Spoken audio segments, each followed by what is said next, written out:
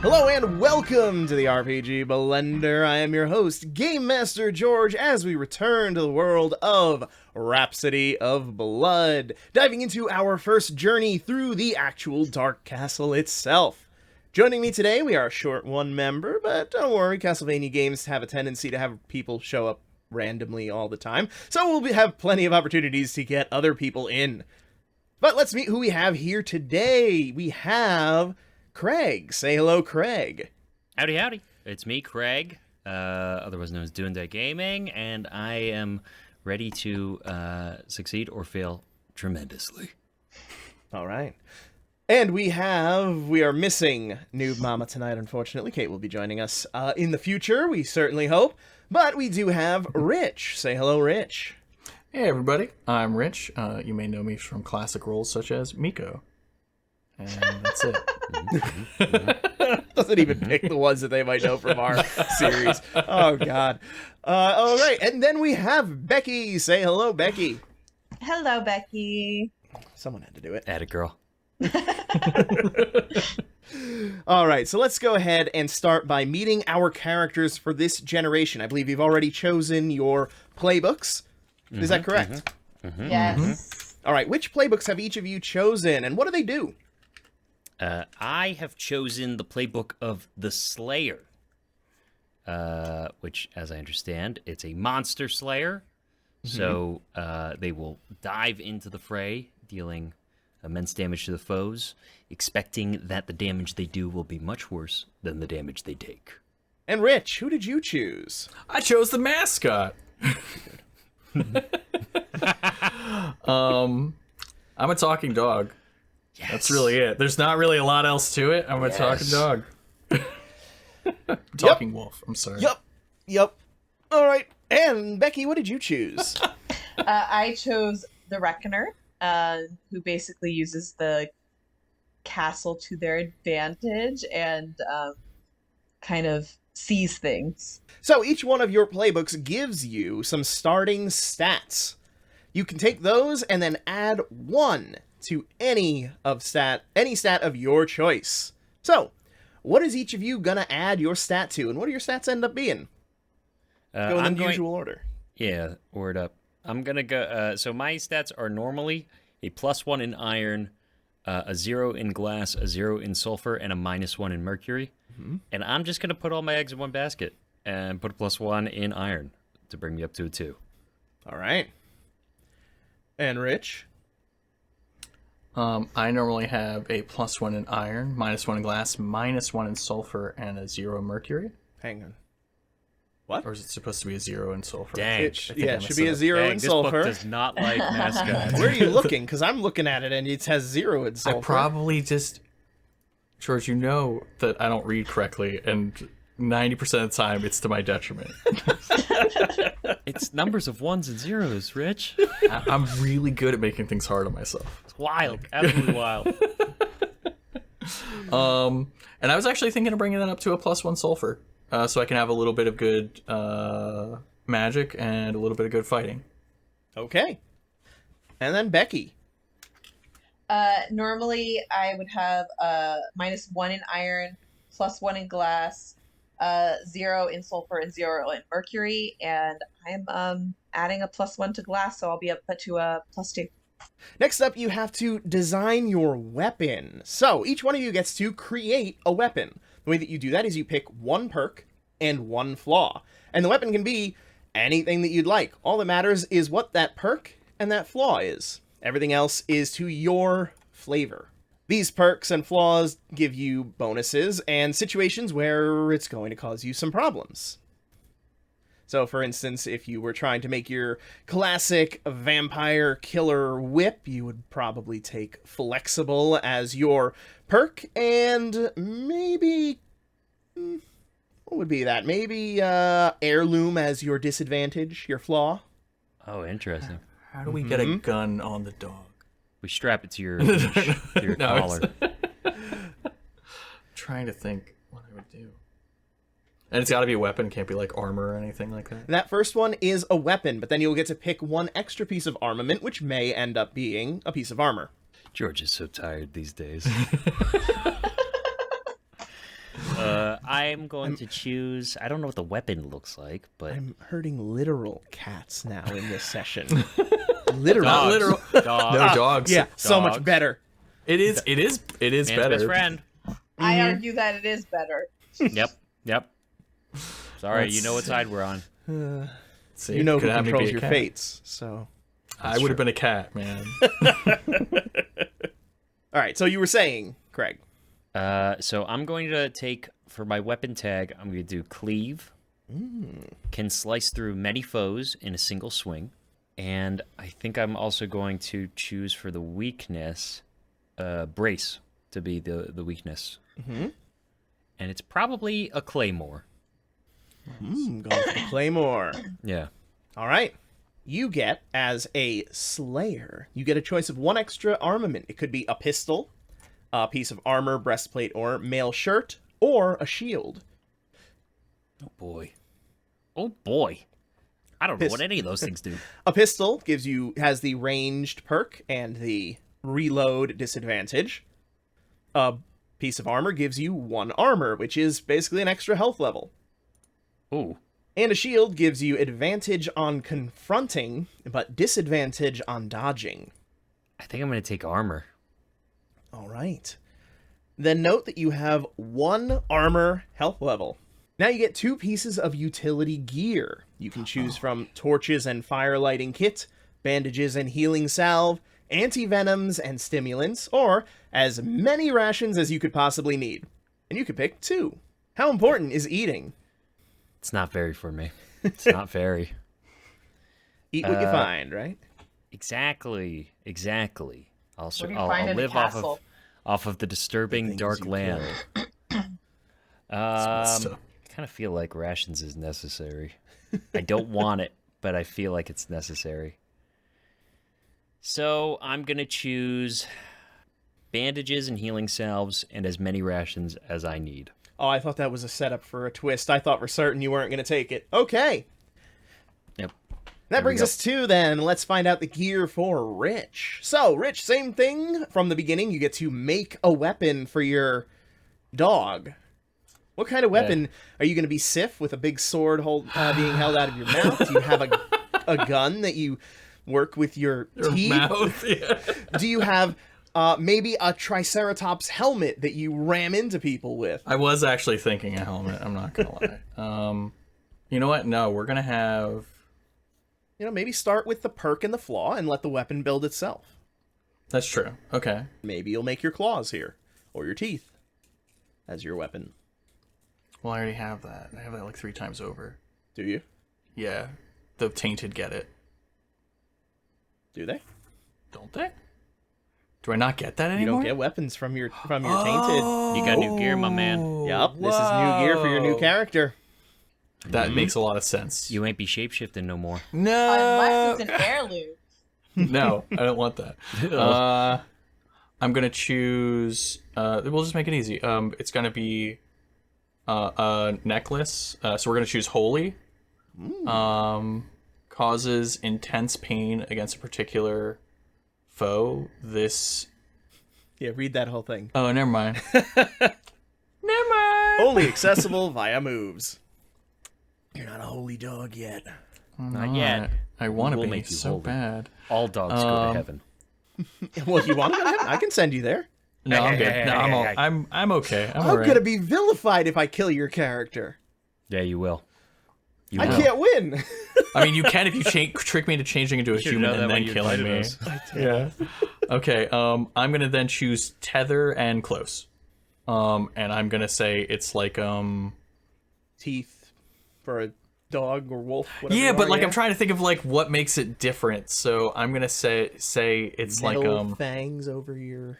Or you're just Yeah, magic, Oh, like a Right? metal jaw. You're a Oh, magic I was thinking dog. like those I plastic. am a vampire magic dog, but I'm fangs, trying to think made of like out what I could like wear Oh. or something to like make it like more like. You dig? I mean, you could have You're a magic dog. metal booties with. What are you mean justifying? You're a magic talking dog. You're trying to make it make sense? Yeah, man. You talk. You're a dog. But where's it Invading come a from? castle. It's got to come from somewhere. your teeth, your claws, your monstrous innately nature. magical body. You know what? That's what I'm gonna say. It is. I'm gonna say that I have in both forms. I have like silver canines on my like top and bottom like jaw, and they're not large. Like they're just like small, sharp canines, and those transfer into like both forms. Oh, spoilers for one of your abilities. And you went for, what was it, tether and close? Yeah, So you can latch onto somebody and not let go. you got it. All right. Hold on. And then you have, let's see, you get a choice of 1 extra armament. Claws, fangs, or natural weapons, which I'm going to assume you're not going to take. Thick hide or suit, which will give you armor. Or a clever disguise. Oh my gosh, please. Please And pass take that. as a castle minion. It's not a probably dog in a pretty- trench coat. That's I'd probably just It's just roll a around dog and... with like the mustache. Yeah, I with, just like, have an evil glasses and mustache the or nose. something. I'm Yeah. bad now. This is going to be a fun one, I can tell. God. This won't go bad. No, I'll choose the armor. Okay. And then you get 2 Or pieces. thick hide, you know. Yeah. You get it. Well, it can be armor. You could I want absolutely be a thick hide. dog wearing a suit of hide armor. No, I'm gonna do thick hide. Okay. You are a scarred dog with silver canines replacing your old ones that got knocked out in a fight. No, I don't know. I'm making up a story for you. I don't have to do that. Now you get 2 pieces of utility gear. You can have a collar with a glowing light, pouches full of materials, a bag of healing salves, or as many rations as you need. All right, we can't see in the dark. I should probably have a light, right? You can't see in the dark unless you have something to let you see in the dark. Yeah, I'm gonna do the glowing light and as much rations as I need. All right, everybody's hungry in this game. Which is funny because I can literally eat the monsters, and I'm still like, I want rations. All right, and that brings us to Becky's gear. Becky, you are playing the Reckoner. You get your weapon. What is your perk and what is your flaw? My perk is ranged, and my flaw is heirloom, because this is the same deck of tarot cards as my original character and gets passed down generation to generation. And through its passing down through the generations, it's been empowered by whatever special stuff it is that your bloodline has and no longer does grazing damage, but instead, an heirloom. The line's gotten better at throwing, you know? It's more in the wrist. Yeah. Wrist. So then you get 1 extra armament. Would you like a crossbow, which is ranged reload? I'm going to assume not. Protective gear for 1 armor, or an old map, which you can sacrifice to get to Travel the Labyrinth Hold. As we've talked about this before, I don't quite understand this travel the labyrinth, so we are going with protective gear. Excellent. You all have 1 armor. That's great. Okay. What is your protective gear? Because yours doesn't define. Oh, you get to choose. Golly. You could literally have stones strapped to your back and clothing. It's very Dark Souls. Wearing a That doesn't jacket feel that's- like me. Jacket lined with leather tomes. A jacket lined with playing cards that have been made out of the strongest metal available. Oh, so you're Gambit. That's just ridiculous. You don't But you make can be playing ridiculous. cards into armor. It's a weapon. Clearly. She's got a point. What was I thinking? Yeah, I think it's probably, I think it is hidden, and I think it's probably, yeah, just like leather on the interior of a jacket or cloak or whatever is appropriate to this time period, which I have no idea what time period we're in. 1500s. Well, George, 1500s. that's way worse. Vaguely Googling Earth-like setting. 1500. Googling 1500s. Definitely didn't just Garb pick right that number now. out of nowhere. Yeah. Well, it's real now. So it's probably a cloak of some kind. All right. Then you get 2 pieces of utility gear. You can have long burning glow sticks, chalk, paint, and dyes to mark corridors, a theodolite and a spirit level, or as many rations as you need. I'm going to choose the chalk, paint, and dyes to mark the corridors, and as many rations as.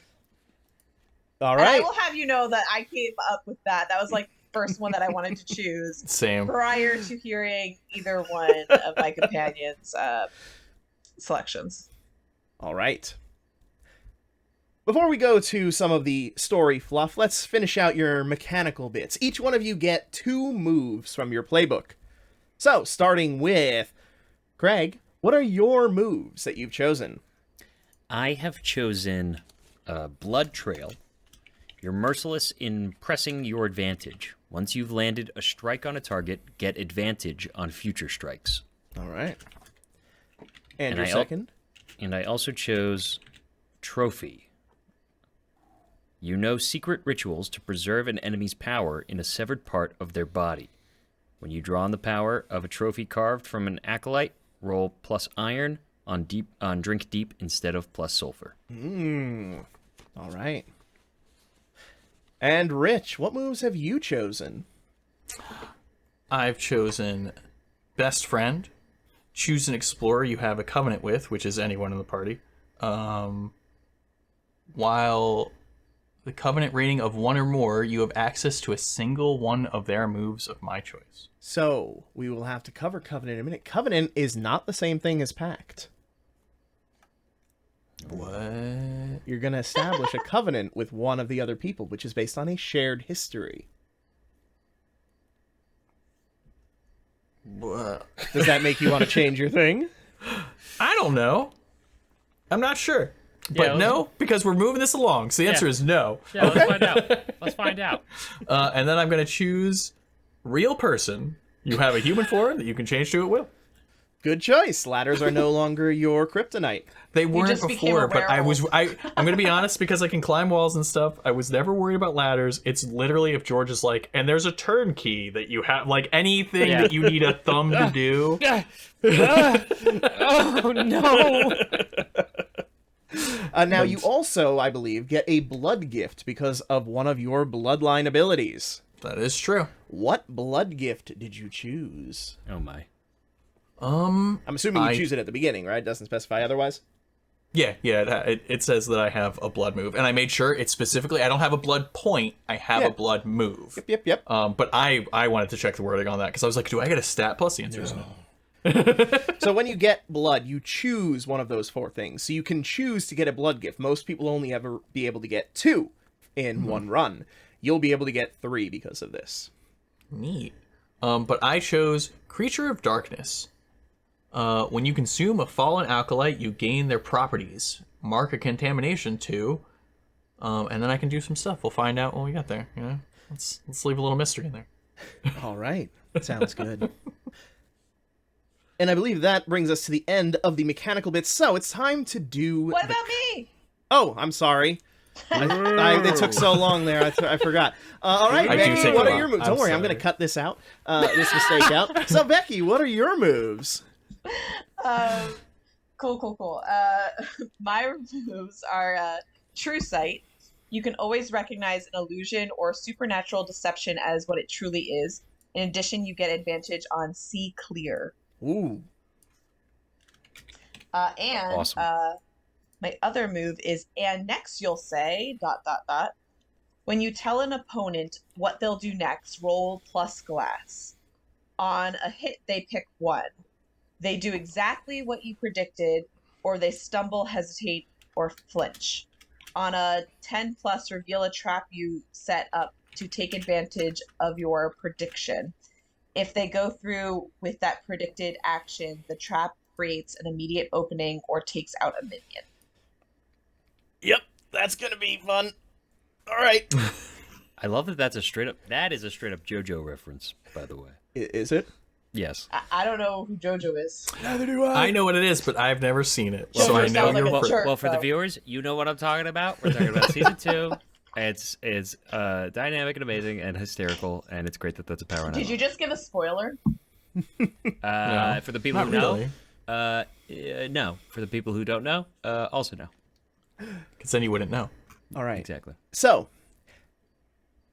now it's time for your covenants. These are bonds that you have with the other members of your group.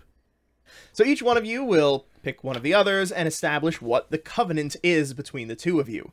if you go to page 19 on the reference sheet, you'll see some examples, like one of you nursed the other back to health. You're afflicted with the same curse, your longtime monster hunting partners. There's a grudge or rivalry between you. Each of you is going to pick the covenant that you have with one of the other people. So again, this will form a loop like we did in the past. So, how should we determine who's going to go first? I would like to go first so I can have cool Slayer moves. Why don't we roll it off here?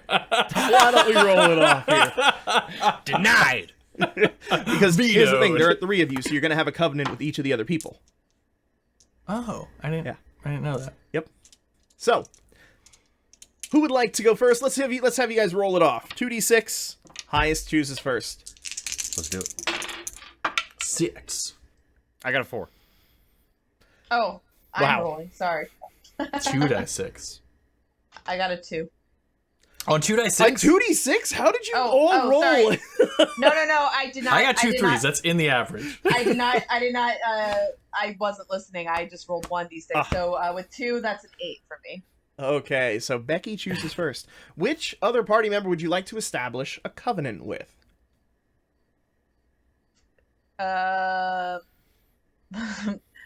Because I know which one I want to choose, there's no way I'm giving this one to Rich. I'm going with Craig. Super fair. Oh, no. It Okay. feels good to be wanted, you know? It feels... I just wanted your moves, I'm going to be honest. That feels less good. Okay, and what is it? One of you has strange dreams, the other is studying. Oh. So I would say Craig is having strange dreams that I am studying. Cool. Okay, so covenants are a bond between the 2 of you. It starts at 1. You have opportunities to strengthen it and to weaken it throughout play. So with your bond, when one of you benefits from an insight gained from the dreams, strengthen the covenant. But if one of you is hurt because they followed the dreams, betray the covenant. Betraying the covenant will obviously lower your covenant score, but has the opportunity to mark contamination for you, which could give you blood, which gives you your stat increase. So you have the possibility to gain strength through betraying this covenant, if you ever choose. Okay. Not that anyone would ever do that. No. Why? Why? Okay. So now I have a covenant with Becky's character. And That's the now idea, you establish basically, your right? covenant with Rich. If there were 4 of you, then you wouldn't all have a covenant with each other, but you know how it goes. Sure. Okay, so I have a covenant with Rich, and mine will be... And these are just examples. If you wanted to come up with something different, you can. But then you have to think of the other things. That's why I started looking at the page. I don't want to think of the other stuff.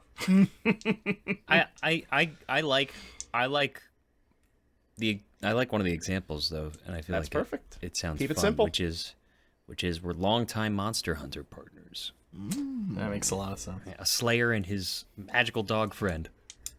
Actually, with the history that we made up, it makes sense. Right? Because Between the druids there's and- been the training through the generations and all that stuff and that, and then there's been like a brokerage of peace amongst like the I was thinking, like, and again, just to like weigh in on the combined narrative, is that this might be the way that Miko's people control their curse, is just being like, if you just turn into something else, that it doesn't get into you as hard. Like, it can't like control choose you your as much. form versus Exactly. it warps rather you. than letting it be random, it's like, now this is it. This is what you have. And by being more natural, by choosing natural creatures like the druids have shown you, you don't become weird minotaurs or gargoyles and stuff like that. And then True. So you're grounded. Like natural form is of the dog. yeah, So by choosing to be That's a cat fine. girl, you stop yourself from becoming a monster. Yeah, you got it. yeah. Dude, Magical. They're magical. They're magical and full of dreams and Yep. whimsy and fun and style. No, the cats are evil. Okay. And we'll see if anyone remembers that later when I pick a cat mascot. You know? There's a lot of infighting in the monster world. The cats and the dogs. It's fair. It's fair. So, when one of you saves the other from danger, you strengthen the covenant. But, if one of you embraces the castle's corruption, betray the covenant. That's going to be a hard one. Well, I that's Drinking what apologize. deep, happened. willingly accepting corruption. I apologize in advance. That's You're only gonna that's lose. only you. I actually am fine. It's No. hard for me to get corrupted. You're not. I'm totally fine. Oh, Bro, yes. you- If you take harm instead of taking the corruption, then yes. Yeah. Yes. But I can only do it with that one move. Any other blood moves I take, I can't do that with. Yep. Or other sources of willing corruption. Like Corruption. if you were to try to drink deep to gain a spell for yourself. Ooh. I won't. Better start saving each other from danger. So now, Rich, let's establish your covenant with Becky. You know what? We're afflicted by the same curse. You have the same I demon in knew your it. head. I No, I'm knew kidding. I'm kidding. Now you're I saw- tainted. I Tainted. saw that after I chose Craig, and I was like, oh, I should have just let Rich have weird dreams. I should have just let that happen. Now I want to take it. I was doing it as a bit, but now. That's funny. That's funny. Tainted. You're tainted. No, you have my curse. No. Let's see. Because I don't want to have to pick two different things or come up with two different things, so I'm trying to use the example covenants. Yeah, that's perfect. At least for this time around. Next time around, we can always get more custom and more complicated. Yeah, exactly. You know what? You have strange dream. No. Not the same curse. We all just have strange dreams. That's all you need. Everyone's really Some strange I mean, dreams. I feel like if you don't have strange Dude, dreams, you got strange dreams too? I'd like to study you because I have strange dreams, and I'd like to know what's but going on I'm in studying yours. her strange Also, dreams. there's I other don't people know. studying Yeah. my dreams. Dude, so many dreams. Now casting new party members. Send your applications to rpgblender@gmail.com. I had a dream about that. Right? Oh shoot! And I already submitted. All right, Rich, this should be one of the easier. You would think. You would absolutely think, and you're wrong. You're just dead ass wrong. Do it your normal way. Drop a D8 and You write know the what? story That's as the fair. dice tells 1, ya. 2, 3, 4, 5. Is it 8? well, there's 9, I think. There's 11. So, okay, there's 11. 2 have been chosen, so that's 9. So roll a D10, and if it's 10, re-roll it. No, if it's 10, just choose one. I'll just roll that. Okay, so that's 1, Come on. 6, 7. Okay. Nah, I don't like that one. Okay, I'm gonna pick. No. I'm trying. Now I have to think of the story because it's that we grew up together. Mm-hmm. But that's also so hard. Oh, good God.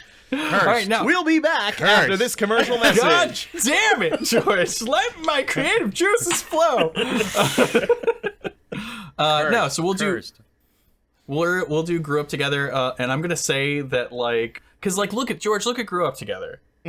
When you take Like- time out to catch up, strengthen the covenant. Yeah, when you turn be your like, back hey, on the how are you ways of doing? your By the way, youth." I know that we're killing vampires together, but are you doing good? Covenant point. Like that's weird. Like In the that next is like- room. So how's Stacy doing? Have you seen Stacy lately? There are You know what? havens along the way. turn safe into a areas where you can banshee. catch your breath and try to recuperate. And those are moments when you might be able to engage in things Okay. like that.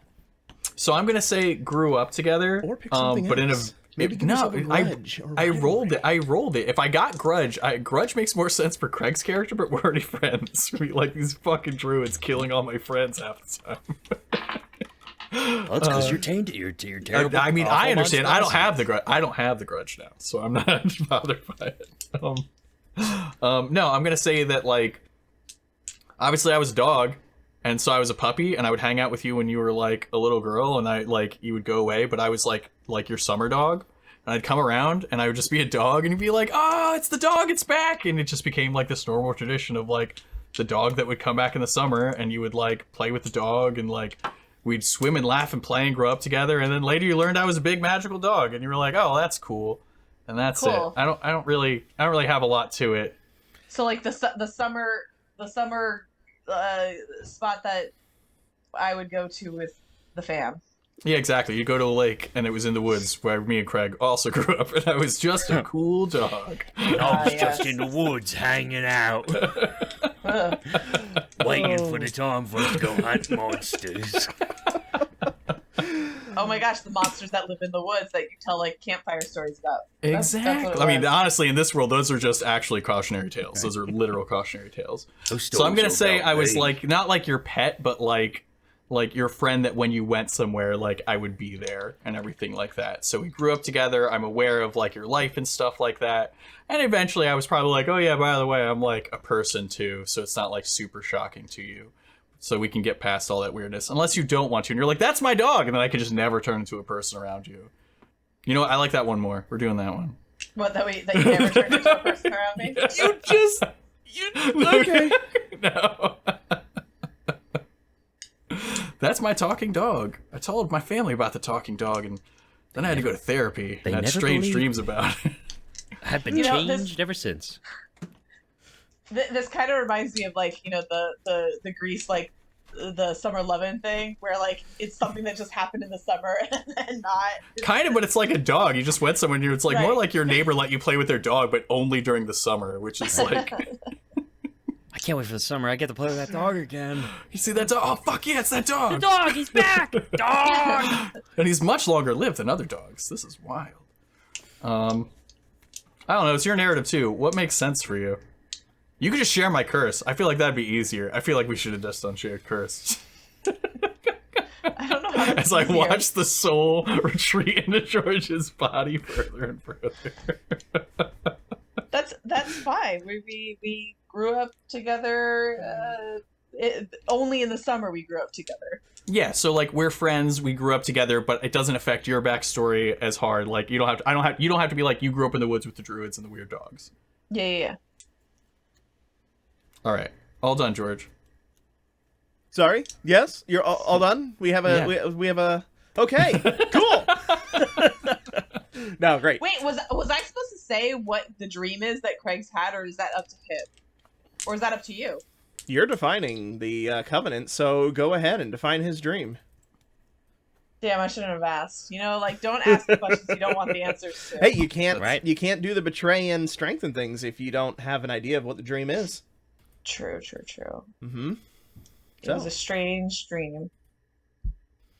The strangest of dreams. You did this to yourself. I can help with this. no. This is actually easy. I mean, I have literally. I don't know why this popped into my head. Probably because we're talking about like animals and whatnot. But the first thing that popped into my head was that, that Craig's character, and this is all the dream, is lying in bed and awakens to something pawing at like his covers, his sheets, and he opens his eyes and it's this big cat, like human-sized cat, but not like, you know, not like proportions of a cat, but like a mascot proportions of a cat, but it's an actual like being. It's not like they're in a cat costume. Mm-hmm. So it's like a werecat? It has the I didn't say proportions of a that. mascot, but it's actually a person. Or actually a creature. There's It's no actually taking yes. off the giant paws and giant head thing. Correct. Yes. Okay. And and he just opens his eyes and Craig's character opens his eyes and sees this cat pawing at him, and then the cat just kind of like goes like this, and then they hold hands and start walking into the forest together. That's the dream. That's Don't what you wish came- you had done this now, George? George, I feel like this is the best. This is the best. This is just what came into my head. It's strange. I don't No, know. George, no! No! All right, so we have a literal mascot dream now. Okay, cool. Now, is it like an actual cat? Like, or is It's it like alive. a person in a thing? Or is it like a shadow? So We'll, mysterious. we'll have to study it. You know. That's the problem. I don't even know. It could have been a person in a cat suit. I don't know. But I take the hand every time. Right. Now that all the people who were expecting a serious adventure have left, let's talk about your context, your reasons for being here, and more information about your bloodline itself. So each one of you has a refuge, a drive, and we're going to skip breach because we are doing a different method of this game. We're not doing the generation of it randomly where you guys would break into the castle somehow. There is an actual map here. But for the refuge, it is your primary safe location of your bloodline, where they are headquartered. Your drive is the reason that you personally have been sent out here or come out here to stop the castle. So, who would like to go first?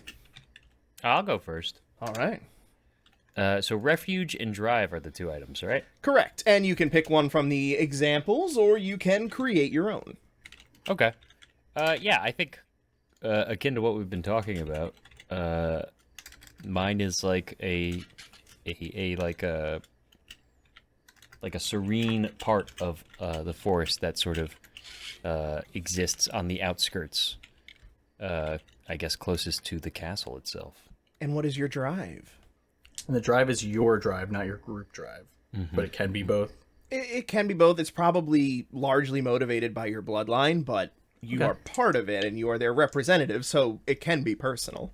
My drive will be a corrupted, like, great animal that existed in the forest surrounding where I kept my home. Who's up next? We'll What find about out. breach? We'll Do get we, to it. do we do breach? We're not too? doing No, we breach. don't do breach. Breach would be useful if we are doing the Travel the Labyrinth version of the game, which is the base where you randomly generate the castle. This breach would be the places where your specific group has broken through the castle's defenses and set up a front base. Because we're not doing it this time around, we're going to skip that one. Okay. Sorry. So, Rich, what is the refuge and drive of the Tainted? Their refuge is a village nestled in the middle of the dark forest, which makes sense for what we've done. And the drive is, we believe we're the only ones who can consume and dissipate the corruption. And that brings us to Becky. So my refuge is the local fortune teller's tent, which is me. I am the local fortune teller. And my drive is ill omens through my readings. Let's get the names of your groups. What are your individual bloodlines? I believe we already got one from Rich, so let's start with him. What is your bloodline's name?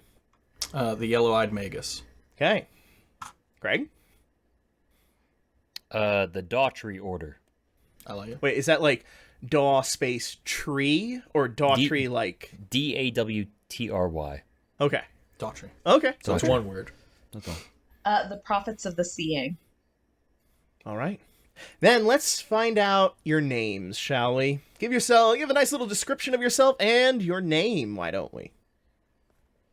Sure.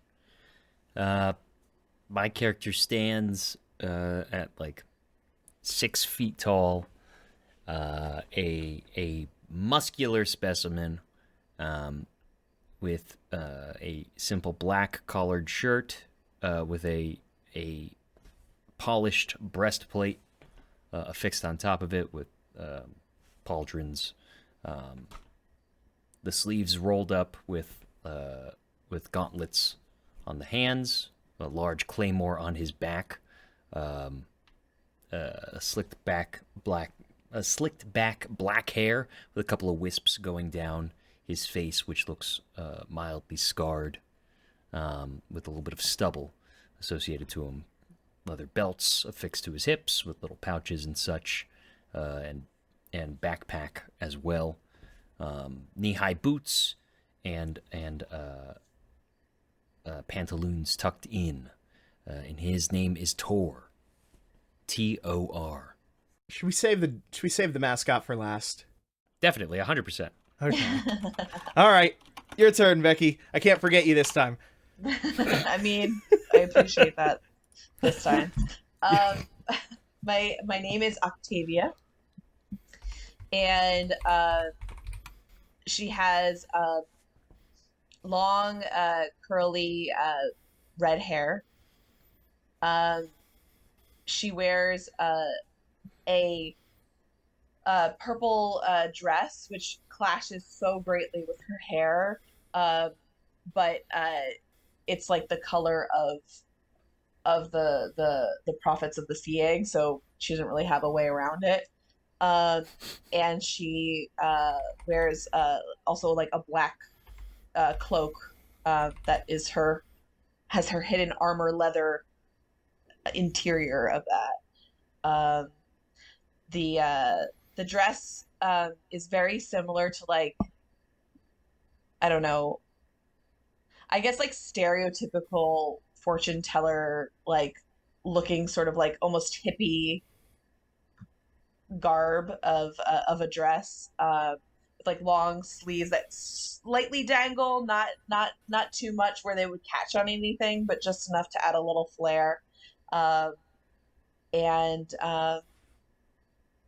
embellished in like some bits of gold, but again, not too much.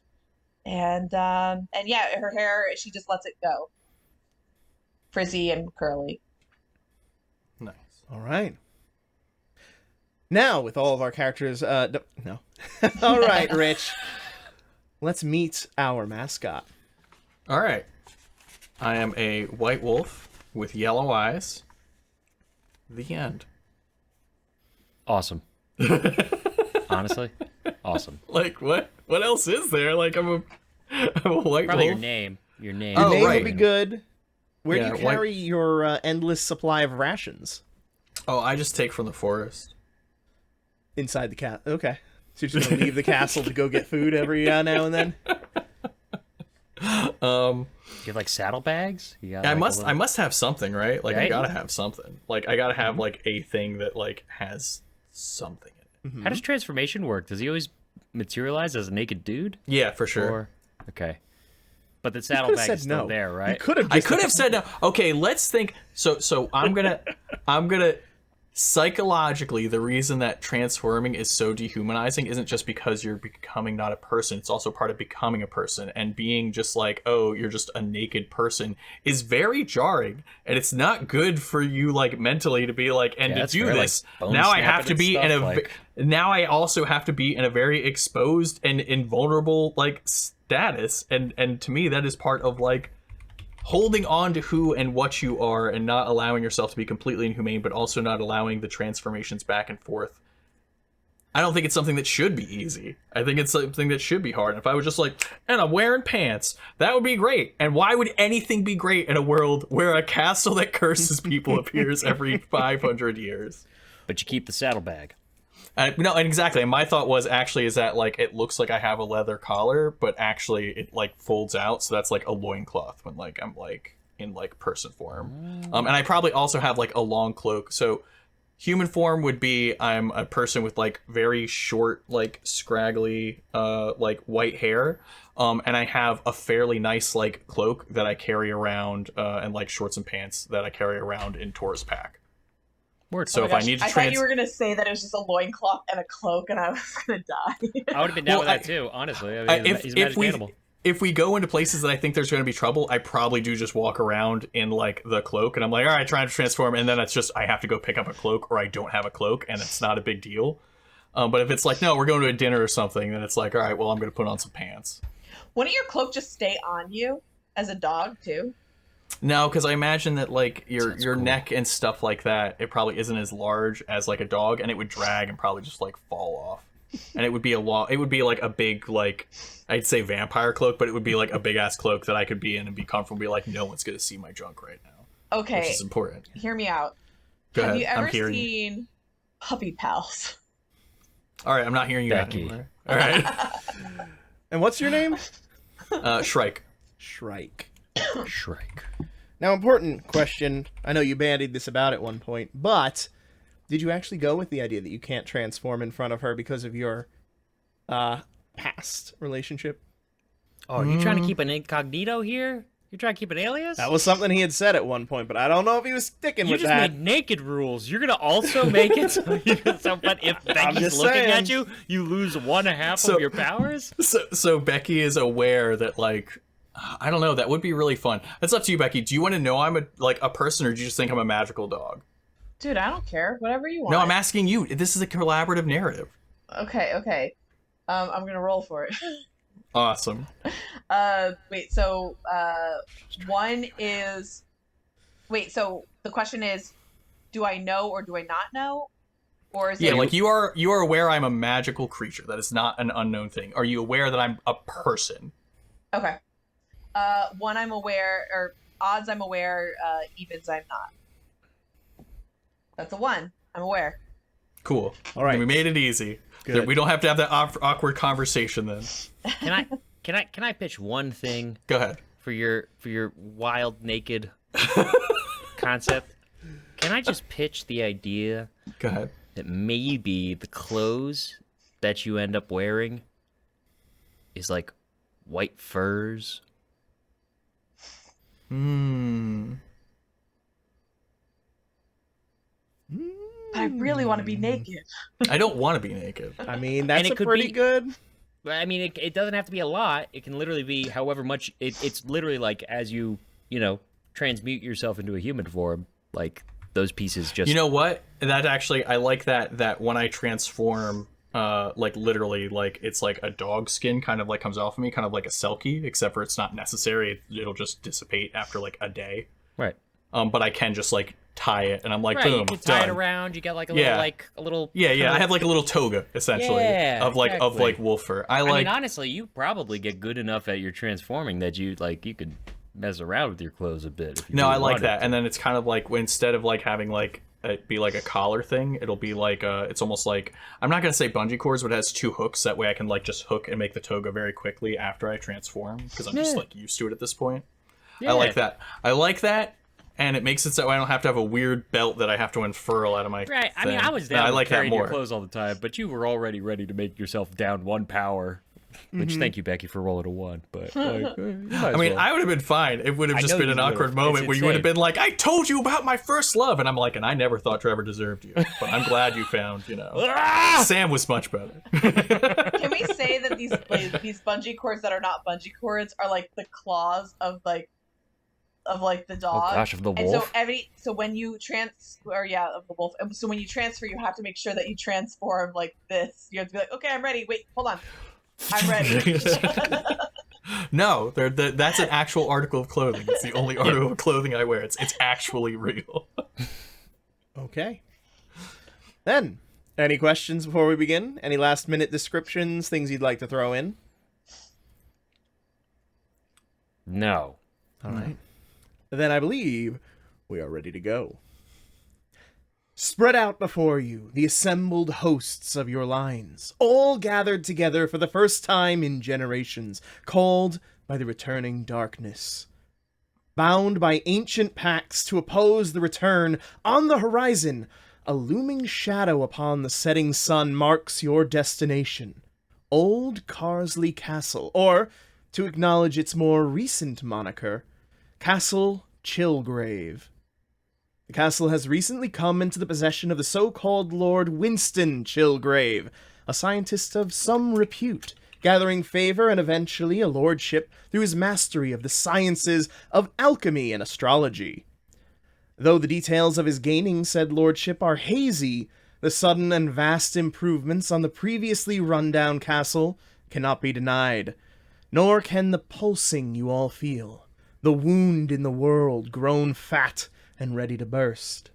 And so, after generations pursuing their own goals and preparing for this moment, your lines have reunited to fulfill the obligations of their pacts and prevent the further spread of evil. Each of you, please describe the camps of your bloodline. Camps of our bloodline, as in like our own like home grounds, basically. The home grounds within this forward base. Okay. Is this the refuge? No, this would be the one when you left your refuge to come to the castle. Your support group came and they set up a camp here. What does their camp look like? What are the people running around there? How is it set up? Okay. For Tor's campground, it looks like a lot of like salvaged material from the land itself. Probably a lot of like dug holes and such that kind of get made into like little hovels and like sheltered dwellings covered by like branches and leaves and stuff to make sort of shelters. There's probably occasional like animals here and there that are actually being utilized as like pack animals or foragers, things like that, depending on the connection with the people accompanying Tor. and like a little bit of like ritualistic processes of like constant like purifying rites of tradition to just sort of like maintain a sort of a balance and sanctity of like the old times, like passed down from like Caden's lineage, like days that are just like whether or not they actually do anything or not. This is just the process that they do, and it's probably force of will more so than anything else that just allows them to sort of like stay focused versus losing their mettle as they're so close to this like realm of darkness. Okay. And who is the current leader of your bloodline? Who is the elder in the Daughtry order? The elder would be High Druid Scottsdale. High Druid Scottsdale.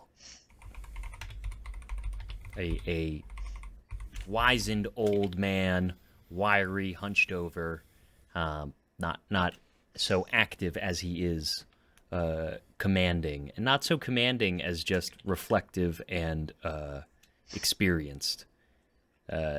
Sort of a cornerstone in the moving maelstrom of the camp, that when somebody seems unsure of themselves, he is the place to check in to get their reestablishment of how to maintain and move forward. Okay. So, Rich, tell us about your camp. So the Yellow Eyes camp is almost equal measure animals to humans.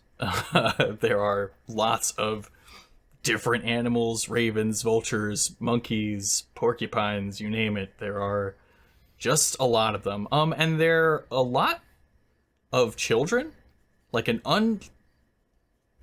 People don't leave kids around. Kids are very much brought into everything, because there is a tradition of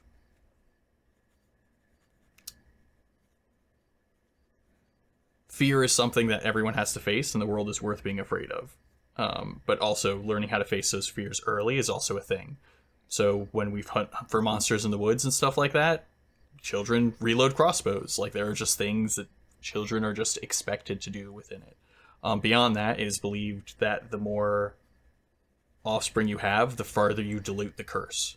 And therefore, the more delusion you have, the more points of delusion you have to take on that curse, the better. And oddly enough, while this would seem to be a somber occasion, there is a lot of merriment. This is our believed purpose. And our elder, Valbar, who's a very hard, steel-eyed woman with many scars from either of her forms, but is always very quick to smile, but has a very dour sense of humor. A lot of gallows humor is quite pervasive among the Yellow Eyes. But lots of celebration, lots of merriment, drinking, games, or things that are training that are disguised as games are pretty abound, like knife throwing and things of that nature. Okay. And who is the current leader of your order? That would be Valbar. And the leaders are decided upon every 10 years. It's just people who are sought to be kind of like the ones who are currently leading the community, and Val has been a leader for 30 years now. Since she was in her 20s. She's now a woman with graying hair, like I said, definitely a warrior and a fighter. And that fighting goes both ways when you're a Yellow Eye. It's fighting the enemies that crop up from within, but also those that find their way from without. All right. Then, Becky, you're up. Tell us about the Prophets of the Seeing. So the camp is very... pretty colorful, with purple being the main color, but there's a lot of small tents that are mainly are just for one per person, sort of, like the triangular, like very normal looking tents that then have a rug coming out of it with like pillows to sit on,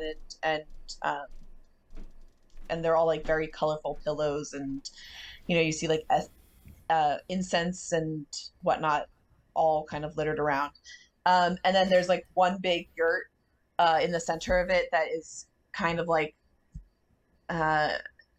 almost like their temple, if you will. And that's where they do like a lot of their like readings and divinations and whatnot.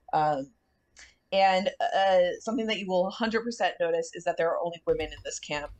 It is only an order of women, but they do call themselves prophets, not prophetess or whatever. And what else? Oh, there's probably like, you probably have like probably donkeys or around that like have helped carry their things. Yeah, and it smells really great. It's a lot of incense burning and whatnot, so it just smells amazing. It was weird you went yeah. from donkeys to smells great, but it made sense. All that Yeah, incense, I baby. didn't even. The donkeys are in like that corner, Yeah, no, it made sense. It's organized. Very organized. All right. So who is the current leader?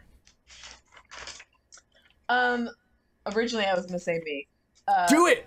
Well, no, because I actually like this better. Her name is Prophet Ava, and she's very old and has already passed the tarot cards to me, because she is kind of like finishing that transition.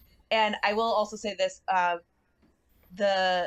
this order is not related by physical blood.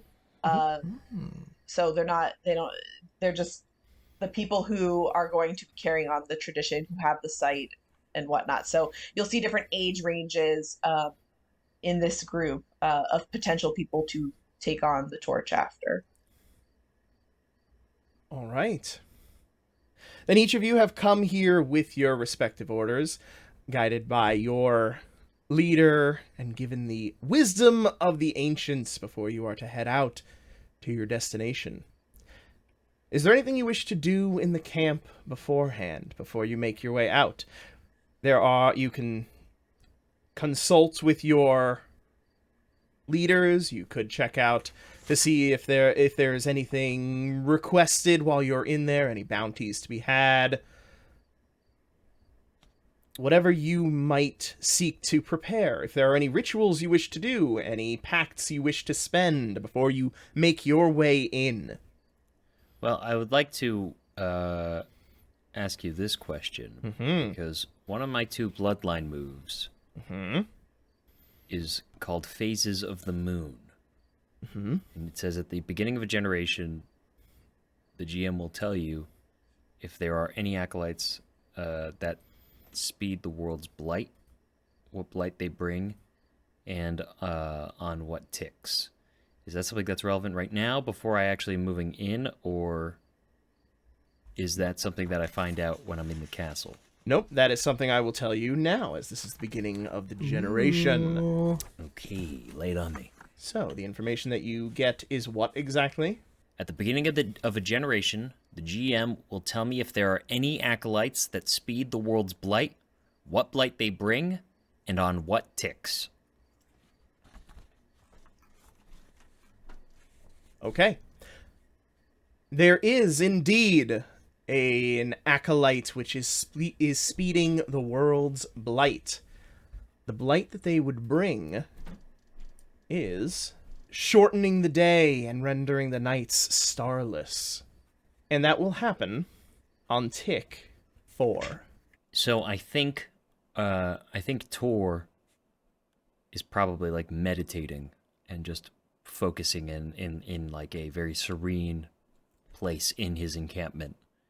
It's like, you hear the chirping of birds and whatnot, like a little sanctuary of peace amidst sort of like the preparations of these druidic warriors as they prepare moving in. And I think he gets this discovery while just sitting there, probably for a wild amount of time. He's probably sitting there for probably a straight day, just doing this process, and in doing so, he picks up on this energy and reflects on as he sees the change of time and the natural progression of day to night.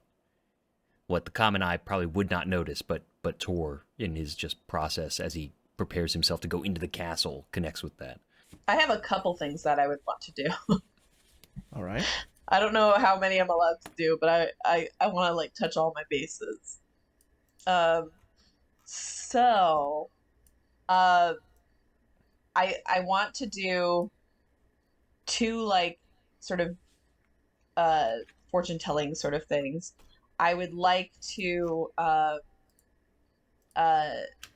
set my tent up to sell my fortune telling services, so that I could purchase reinforcements, so that I can get 1 relic in addition to any other choice. Because Look at that, already trying to use moves. Okay. Well, also, I get a relic from last game to now, and I don't know what that means. Is it just like a nondescript relic, or... Mm-hmm. Okay. Yeah, a relic is an item of power worth a good amount of money, so it could be used to trade for things, it could be used as part of other moves to gain bonuses, or to unlock arcane power, or something similar. Okay. Well, so I would like to do that, and then, Mm-hmm. In between, selling my fortune-telling services, I'd probably try to, reflect on Tor's dream and see if I can gain any insight into this odd cat, and probably in doing so, as well as knowing that there's a campsite of animals, I'd probably also go there to see if I can spot my friend. Is it Shrike? Shrike. Shrike. Shrike? Shrike. Spell it. SHRIKE. IKE. All right. Ah, okay. Shrike. Also known as a butcher bird. Mm-hmm. That's what I would like to do. Okay. So in that case, I'll need you to make your reinforcements roll. Roll and add coins. So roll 2d6 and add coins. 4.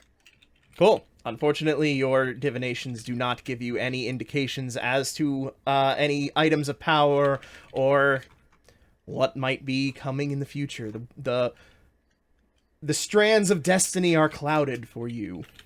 Is that for my soothsayers for hire, or for the dream thing? That was for the reinforcements. Okay. Yeah. Yep. Now, as far as the dream thing, you're just attempting to interpret his dream a little bit? Yeah. Yeah. Stop me if this seems a bad way of doing it, but I think that that this fits well with the lend aid move, where you can offer them a die based on your interpretations of the dream, and then they can choose to spend that at a moment that seems linked to it. If it is successful, then they gain. Then the dream's helped, and if it fails, then that's when the consequences happen. I'm good with that. That makes sense. Wait, where is lend aid? Lend aid. Lend aid. You offer them a die. If they take it, they roll it as if they have advantage, so they get to roll 3 dice. But if the die that you gave them is the lowest, something bad happens to you. And if it's the highest, you gain pact. Okay. So you give them... Mm-hmm. So do I have to do something about... Wait, do I have to do something about this now? Nope. So what he has now, you've given Craig a floating lend aid action. So at any point, he can choose to claim that die based on an interpretation of the dream that you've given him, use it for the roll, and the consequences will be the consequences. Sound good to everybody? Based on the story? I'd say so. I think that makes perfect sense. So the idea behind it is I'm like giving you this interpretation. If the roll is successful, then that interpretation is correct. If it's unsuccessful, it's incorrect and something bad happens. Mm-hmm. And then I can interpret again. Yeah. Next time you take shelter, yep. Cool. All right then, Rich, anything you would like to be doing? No. I think I'm ready to start going. I don't think I'm very good at reinforcing or anything like that, but I'm not particularly sure. So let's just get the show on the road. All right. Then is everybody ready to pack up and make their way toward the castle? Yes. All right. Leaving behind your camp, you begin the long trek toward your destination. As the sun sets, a new light rises. The pulsing glow ahead grows brighter, alongside the rise and fall of the gathered throng's revelry. Artists, performers, scientists, and frauds gathered together in a cacophonous celebration of fire and creation. Dwarfing your own camp, it would be easy to lose yourself in the press of humanity, or to find an answer. But perhaps it might just be safer to pass around this gathering of Lord Chilgrave's petitioners. What will you do? At this point, we're all together, or we're all... You're all together on your way toward the castle. So you can discuss, get in character, do that role-playing stuff. Rich can bark a lot. And... I am allowed to talk.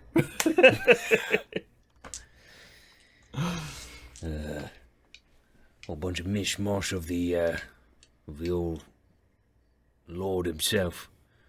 I don't have any interest in interacting with any of them. We could see if any are getting in. Fair. Suppose as long as we can get in, get to the source. Well, we could also see who's getting in. You saying we watch him a bit? Watch. I look not at you, I look at Octavia. Talk. Whatever we want. I feel like we could explore the grounds a little bit.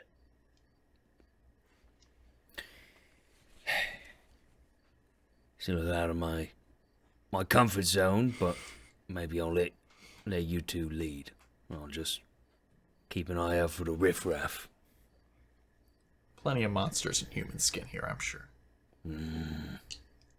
Here's open. And you head into the camp? I think so, right? Yeah. Yeah. We're not watching, we're gonna go head in. Okay.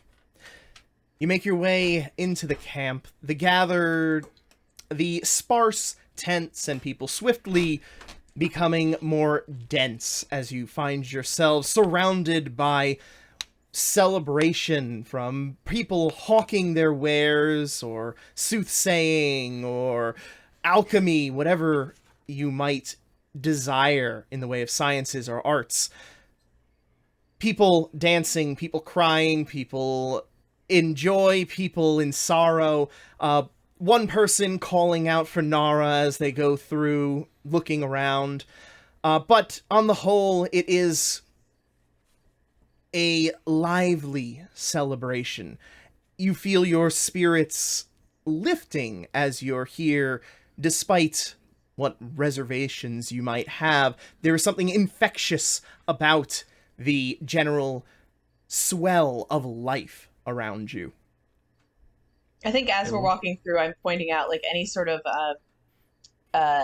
fortune teller or future seer. I'm pointing out whether or not I like clock them as being legit or a fraud. Once we're in the camp, I either speak in whispers or I'll just like chuff or like try and point to get you guys to do stuff, because obviously a talking dog is a little bit weird here. I'm sure you have a litany of dog-like things that you do for an incognito approach. Yeah. That I easily read. What is a Nara? A name. Oh, okay. Oh. So somebody's Yeah. like, Nara, Nara, as they're like running through the crowd, like yeah. Well, I look at that person and then look up at you guys. What is it, boy? Just kidding. Just kidding. I squint my eyes at you. It's good to see you. Maybe see what's going on. I mean, it just seems like in the rough of it, lost track of their friend or whatever, but I think it's worth looking at. I think since we know what Chilgrave's castle is, missing people may be a precursor.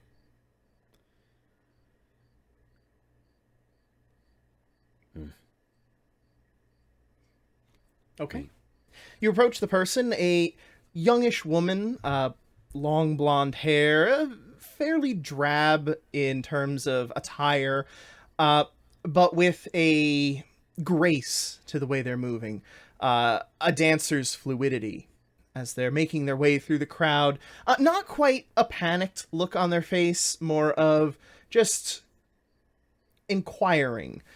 Like they are obviously looking for this person, but they are not yet worried about their disappearance. Hello. Oh, hello! It's great to see you. Did you just arrive? It's so wonderful. So many people here. I'm sorry. No, we did just arrive. We heard you calling out for someone and wanted to know if you need any assistance. Oh, well, I'm looking for my partner, Nara. She went to the castle a few days back. Should have been back by now. If she's not here, perhaps the trials went well and she's been taken into service, but... Well, I hoped I would see her again, but I'll see her when I'm eventually called in. What trial are you talking about? Aren't you here to petition for sponsorship? To become one of the artists blessed by Lord Chilgrave? Sponsored with his vast wealth to be allowed to create that which we have within ourselves. That trial. Right, yes. All about that trial. Yes, can't get enough of the trial.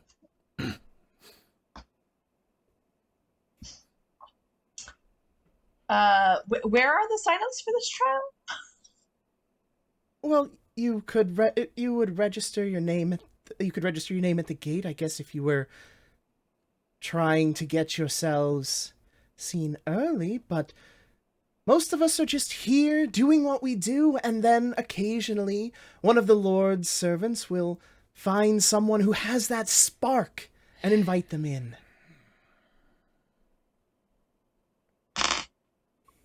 Who determines this spark?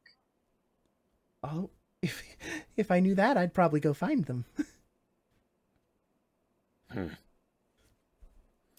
Well, we hope you find your friend. I'm sure she's just got luck on her side and probably got chosen. Lucky her. Yes, if you should see her, if you get chosen, just let her know I'm looking for her. Sure. What's your name? Lena. Lena. You got it, Lena. We'll look for Nora. With that, she dances away from you. Well, I think we found a way in, potentially. Yeah, just got to dance hard enough for them to want you. I do my laughing chuff. That's not much of my game. I'm looking at you for this then, Octavia. Well, I've danced with bulls before. No? Okay. To that. We could also just look for people being pulled out of the crowd and follow them. Sure, but getting a way in, right? That's the key. Also, I guess we could just jump whoever's doing that. But in this And way, the other thing is there a way to go to sign up as a group? I guess I it's worth doubt going it, to this. Is it worth just going right to this registry then? Putting our name out there? I mean, maybe we just make a group name or something, so, we're not bringing ourselves into suspicion. Do you think he knows about us? I think if he knows he's doing something wrong, someone's got a problem with it. And he'd be right. I wonder if the castle warns them. Well, that's my issue. I don't want them to have the head start. I think maybe if we want to try and subtly get in through this little rigmarole, we can. Or we look for another way in. I don't know what you all think. Suppose. Would I be able to do a see clear action to kind of determine like if we were to sign up for this trial? I guess like the dangers involved with that, or is that not appropriate for this? So the way that this system works is, don't think in terms of trying to actually get one of those moves. Think in terms of what you do. How do you do the thing that you're trying to accomplish? And if you describe it and it is feasible, then it will point toward one of these moves that is appropriate for the situation. So how do you try to do that? I guess I want to perform some sort of divination. Maybe looking into the future of, was it Lena? Mm-hmm. Maybe looking into her future to see potentially if she gets chosen, if she's got that spark. Okay. Are you doing the reading for her specifically, or are you going to do it yourself just privately? Privately. I don't need to hunt her down and tell her what's going on. Okay. All right. So, give me your see clear roll. Everything's just 2d6, right? Mm-hmm. Always 2d6 unless you have advantage or disadvantage. Well, I have something about see clear. Let me remind myself what it is. My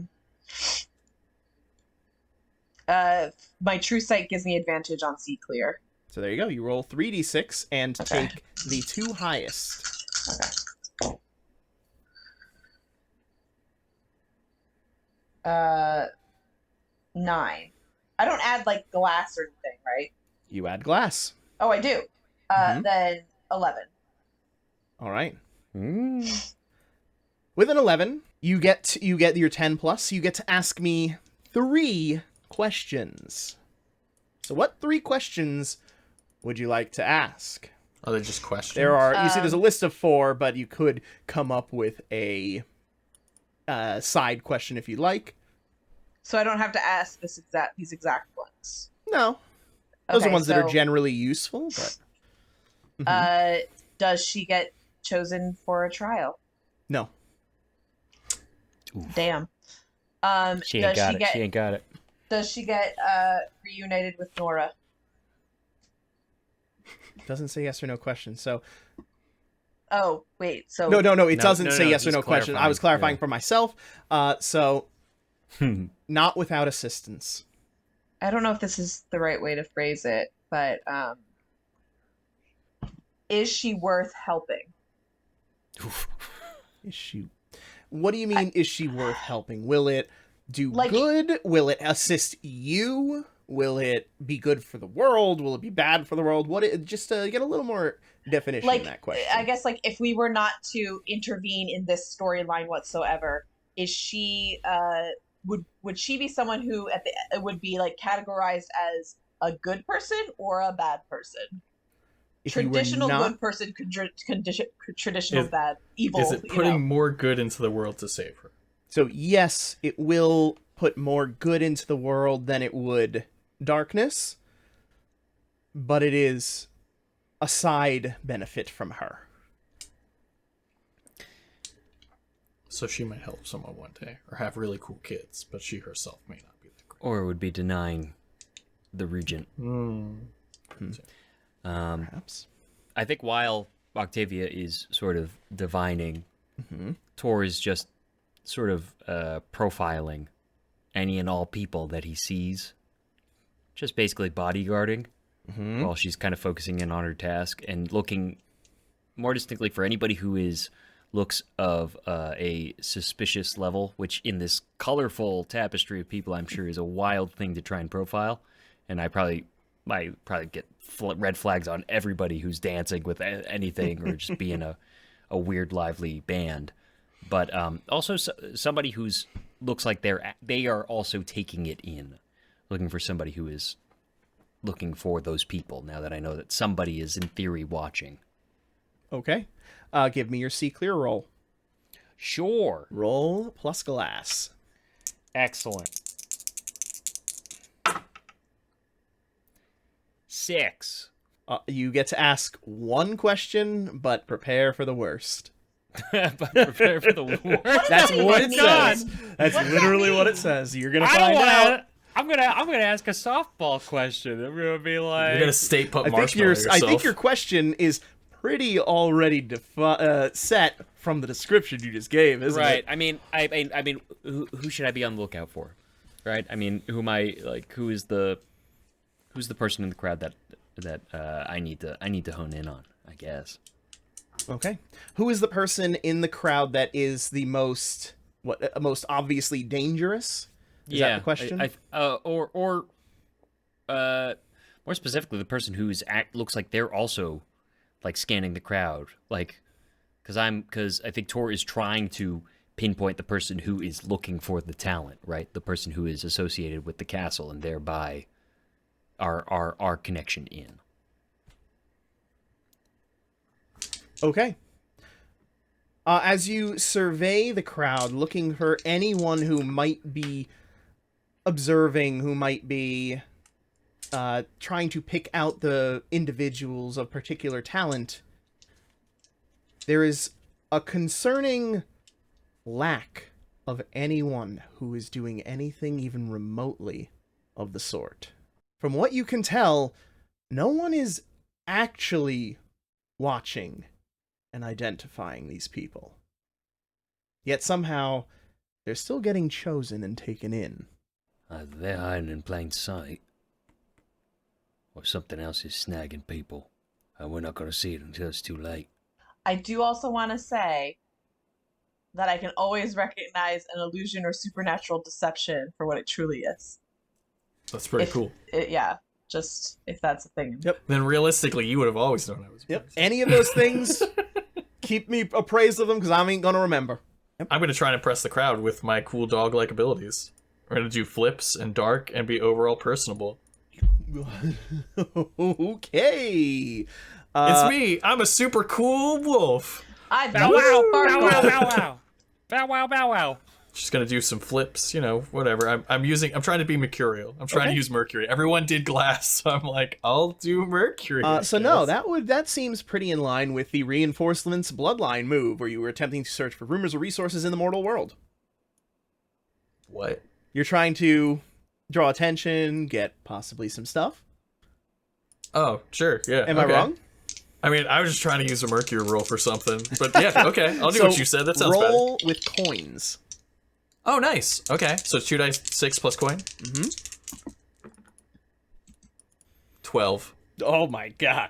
5 and 6, and I have a +1 to coins, which makes it a 12. I'm the greatest dog in the world! I love my magic dog. The crowd is enamored by your display. You get to choose 2 of these bonuses. You can be showered with resources worth 1 relic. You can hear tales of a ward's acolyte and clues as to how they're helping the regent. Or you can learn what the regent plans next and on which clock segment it will trigger on. Well, that's crazy. Wow. You get to choose 2. Okay. You know what? I'm gonna choose the 2 information, because someone being like, you're the best dog ever, have this cross that just instantly kills vampires. I don't even know why I'm giving it to you. I just love you so much. Too. Okay, well, yeah, money too, I guess. That's true. But I feel like if you, we're just like, oh god, what a good dog. Anyway, let's talk about our dark plans, because I'm a dog. Nobody cares about a dog. So I choose the 2 information ones, and I'll just bring that back to everybody. Okay. Unless you don't know it, and then just give me money, George. No, hey man, come on now. And I hope so. I hope he does it. Okay. Tales of a Ward's Acolyte. You hear of medical studies of great importance. The rumors of being able to cure ailments that have previously been just a death sentence. The knowledge that some might even suggest might be coming from dark practices, but which has the potential to greatly reduce the suffering of mankind. And you want the one that where the regent plans next, and what clock segment it will trigger on. Unless that's what Craig did. No, at the Craig start. learned about a specific acolyte. Yeah, Got one it. of his minions, one of his bosses. Then yes, that is what I would like to know. Okay. The next plan will be to, as you're talking, you gather that the bringing in of new talent happens at a fairly regular basis, and it happens in groups where a number of people will be shepherded in as the next to come and prove their worth before the regent, or before Lord Chilgrave. Chilgrave. Yeah. Before Lord Chilgrave. And based on your estimations and the abstraction of the regent's clock, it will happen on tick 2. There are 6 total ticks. And I know something bad happens on 4. Once it is filled in, the regent's plan is enacted and a blight is cast upon the world. At 2? No, at 6. At 6. Oh. At 2, that's what's going to happen next. Got it. Okay. So basically, each time the clock ticks, it's not just him moving toward that; it is him doing something to progress that plan. That So makes are we sense. at tick 0 or tick 1? You're at tick 0. Okay. Oh, okay. We're doing European ticks. All right. It's more like you're at 12 o'clock, Just- and then this will happen know. at 4 o'clock. Well, I immediately go back and I tell Tor all of that information. And when Octavia's done seeing her future stuff, I immediately relay that to them. So, Yeah, and I'll say the little information that I had about what's her face, Lena. perfect. I'm going to take that asterisk where I don't know this away from that. All right. So Asterisk where you don't know. deny him other people he wants, but also the next crop is going to get chosen soon. That's some good moves, by the way. That was really impressive. I'm Thanks. surprised they didn't throw any coins at you. That was really good. At least I like think some people are food. scared to I throw would have stuff given you at like a strange bone or dogs. something. I Oh, would I give ate him plenty. meat. I would have given him meat. Oh, I'm stuffed. Would I have still more give him rations meat. than I would know what to do with. Someone That's true. definitely tried to throw you questionable meat at one point. These people. Taking You're a the dog. meat. Yeah, what do they care about? Yeah, yeah, exactly. They were like, "Here, have this gristle," and I'm like, "I'm above this." Yes. Come on. I'm a dancing dog.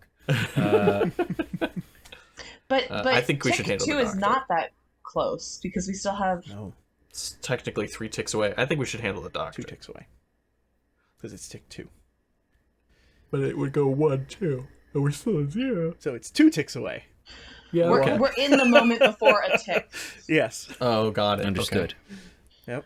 I don't know. It seems like, and I don't know this answer, so we might have to, unless either one of you have found this out. It seems like they don't really come back out once they go in.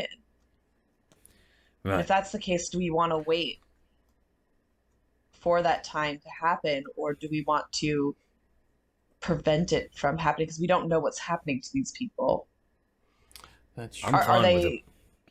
with a preemptive move, but as far as getting in, it seems like if anybody wanted to get in, they're having a hard time considering the big old festival outside of his castle.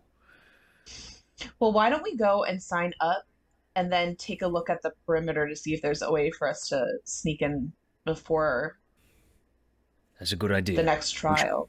We should have a group name, though, because we're submitting, so it's got to have some sort of group name. Be like the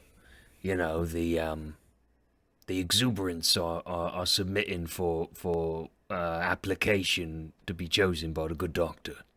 Something like that. Well, maybe would it make sense to have the name be something that was related to something either needing a doctor or potentially being able to give care ourselves? The infirmed and unwell. I presume it's a bit of showmanship is what they want. They want to see like fanciful people. Well, that's Oh. for one group. Well, So we should, I wonder if something was wrong with Nara. Maybe she was unwell and that's why she got scooped. But there's also two different reasons that people are getting picked up. As far as we know, they have something to do with Chilgrave's plan, right?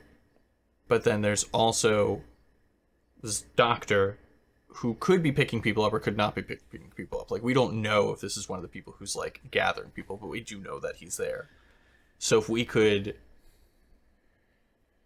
I think it gives us two options. That's all. We can either try and be picked to go in through whatever this process is, or I think that Octavia was onto something. If we seem like there's an interest or a reason to bring us in, like maybe we have some sort of knowledge from a faraway land, maybe like we have something that someone who's doing these kinds of experiments would want.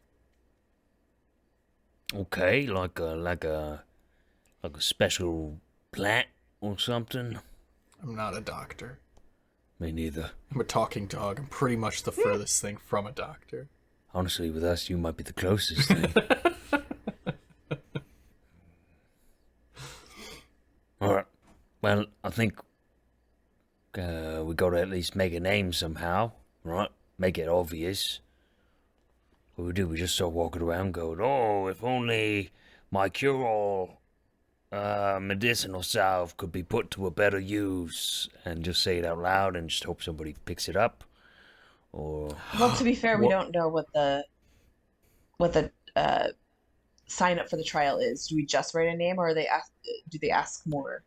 yeah, of let's us? go check that out, right? We might as well find out what, at least scope it out, and we'll get at least a better picture of what the castle proper looks like. Maybe you could lie and say you found a way to give a beast the intelligence of a man. I could play like checkers or something. I don't know. And I in a whisper, are you going to stay this way right now when we sign For the up? sign up?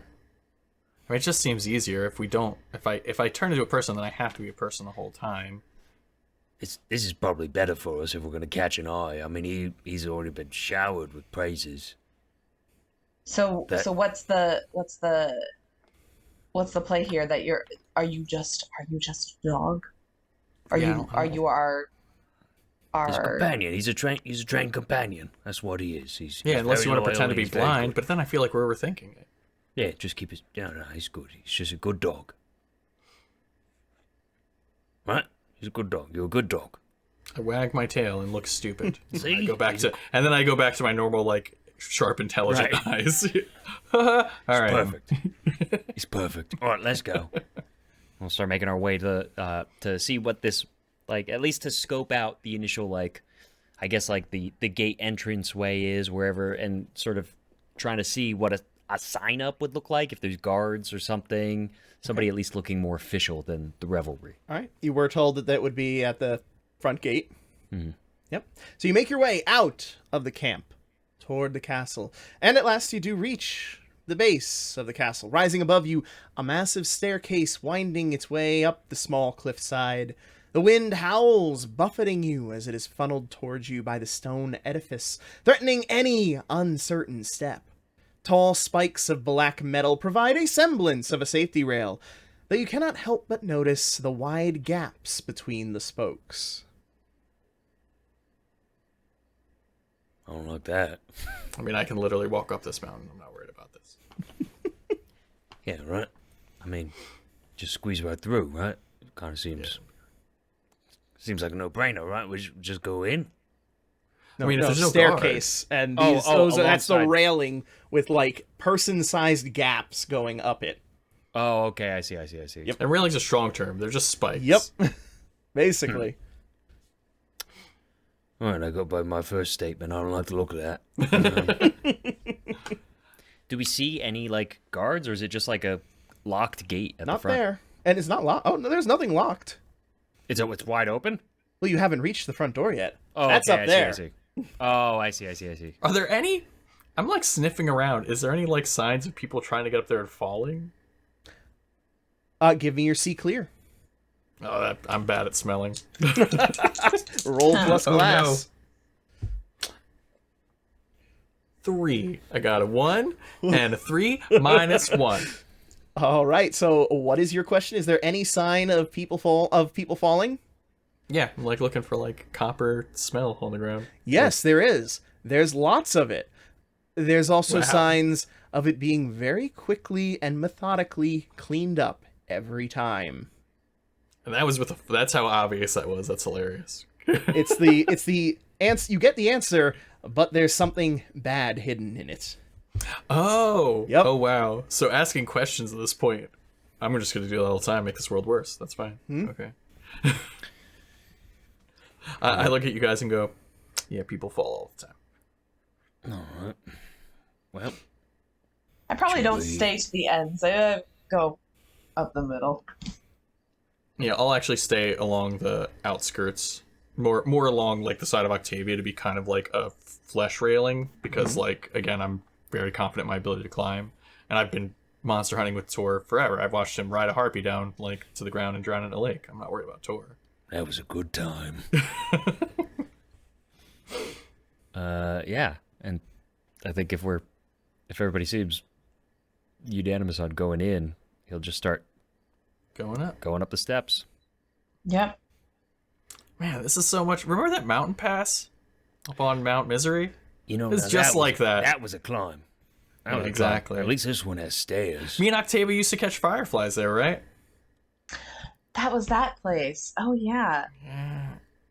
You're You thinking weren't of very... the mountain of miseries. This is Mount Misery. Yes, exactly. You kept killing all of it. I mean, catching fireflies is kind of that's generous to say that you weren't really. I was ingesting a lot of fireflies at that age. Yeah. Yeah. You, I get it. They're bright. You gotta get them while they're there. All right. So, Rich, you're providing a bit of a flesh railing for both of them as you're climbing up. Yeah, sure. If I can, then yes. All right. So this will be a flow-like water move, risking danger to change your environment or your position in it, which is climbing these stairs. So I'll take your 3d6, because you have advantage, plus Mercury. Which is 0. There you go. 10 even. 6 and a 4, or a 6 Everybody. and a Sorry, everybody gets this roll. Oh shoot! Yep. so He's giving you we're- advantage on this by being your flesh railing. And I'm sorry, we're adding what to this? Mercury. Oh, okay. And we choose the high. Oh my goodness! I have to take a picture of this. I rolled 3 6s. 4. My god. Well, that's ominous. But Tor the Mighty Adventurer. Second. Let me see. Yeah, I've seen stairs in my time. I've rolled a 7. Oh, total 7? Total 7. Can you see that? No, but we believe you. You believe don't you. have to prove We mostly anything. believe- Three figures though, probably good ones. All right. So with a hit, you get to pick one, which I'm going to assume you're all going to choose you're where you need to be, which means you get to the top of the stairs. And anybody who rolled a 7 to 9, I get to give your action a cost, as it does buffet you enough that you get close to losing your balance on those stairs, even with the flesh railing. So, I guess it's fur railing. That sounds better, honestly. I feel better Yeah. about the fur railing. okay, fur railing. Great. So, for the cost, I will give you a choice between taking a little bit of harm, as at one point you are blown off and wrench your shoulder, pulling yourself from falling, to what would probably be a much worse thing, or you take no harm, but you lose a piece of gear. I don't want to lose any of my gear. I'll take the harm. Okay, take 1 harm. Would I use my armor in that regard? That's up to or- you. If you can find a way that your armor would Can- help you do that, then you can absolutely Nah, mark off the armor instead. I'll just take the harm. I have a question. Yeah. Can I take the harm instead because I was the one who was aiding? So like, can he just like, can I choose to like grab him very quickly, but like hurt myself in the process? Only because I was the one aiding, and normally I wouldn't ask. Sure. If you so All right, choose. cool. If you Yeah. want, I'm fine. But Well, it fits into like our covenant. that's a good point. Oh my gosh, Ha ha. he did the covenant thing. He saved me. Yep, he that's saved me from perfect. danger. Yep. Okay. So yeah, I'm just gonna say that like you like did like a slip, and I kind of like stepped backwards to push myself between two railings, and you kind of like conked my head into one of the spikes, but you didn't like, go ass over tea kettle 2 stories down. Oh, sorry about that, Shrike. Thanks for having my back. That's why I'm here. You're a good dog. I give you the dumb look and then go back to my normal eyes. All right. So arriving at the top of the cliff, the wind softens as if finally relenting to your approach. Before you rises the wooden doors of Castle Chilgrave, flanked on either side by an armored guard. They eye you as you complete your ascent, but neither approach nor speak. Sure, it's like anything the look like a disguise. sign-up Damn. place at all? No. Someone Nice. fucking lied to us to make us fall off a cliff. They were trying to get rid of competition. All right. Or she's just not that bright. Probably. Or she's been lied to. All of which are very likely. Or maybe they are waiting there to take your name down. Maybe they've got a pen and piece of paper in their armor. So are we doing this the direct way, or are we trying to be cheeky about this? I think we just ask them about the trials. Or do we just walk in? Do you want to just walk in? Yeah, let's try and walk in and see if they stop us. I actually think that's the best. Yeah, idea. let's just maybe we walk just in. maybe we just act like we own the place. We know what we're doing. Yeah, we've been chosen. If they ask, I we just- just say we're here for the trials. Right. And we just start going. We're just gonna start going. We're just gonna start going in. We're all doing a little power walk. All Doing a right. little- As Pop you out my approach, chest. the 2 guards' heads are swiveling, watching you as you approach, and when you get roughly 2 arms length away, one of them steps slightly to the side, holds up an arm, and you hear a Mix. deep, almost metallic voice. Halt! That wasn't a very deep voice. Halt! Well, what gives? We're supposed to be coming in for the trial. Looks around. Where is your escort? We were pointed in this direction. We didn't get an escort. It's not a lie. No, well, It's a little bit of a lie, but that's Well, we're here. fine. Well, we're here for the trials. Yep. We weren't given an escort, Mm-hmm. And we were pointed in this and direction. we were pointed this direction. We just kept walking. Yep. Roll plus sulfur. I'm not the yeah. right person for this, but okay. Here we go. Yeah, just thinking, because that's probably strength. Strength of your passions. No. Mercury. Trickery and Sweet. guile. Mercury. Sweet. This got worse. I was gonna say I don't think you. I figured you were worse at Mercury. Yeah, definitely. Yep. Yeah, 100%. I'm very straightforward. So this is this is a flow like water. Yep. Okay. 4. Cool. Looks at you. Nah, man. Please return when your guide will present the proper papers.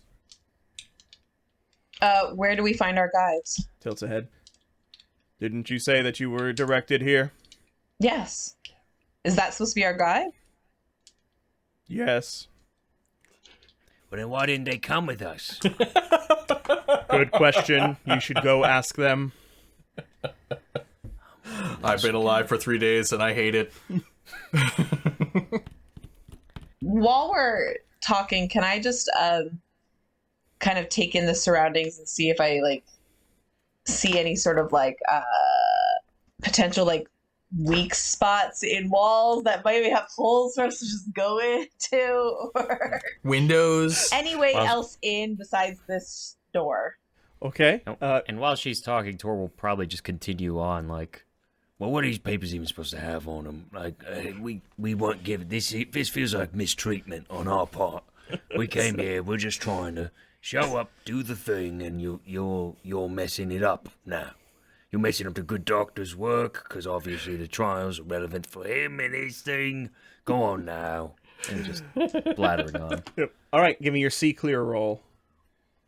Oh, let's see, Becky. clear roll, so I got Yep. advantage. Mm-hmm.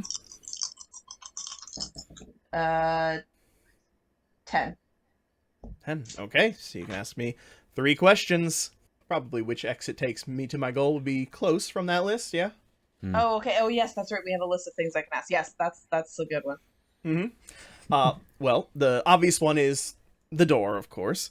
But if you're choosing to ignore the door, there are 2 windows that are roughly 8 feet up on either side of the door.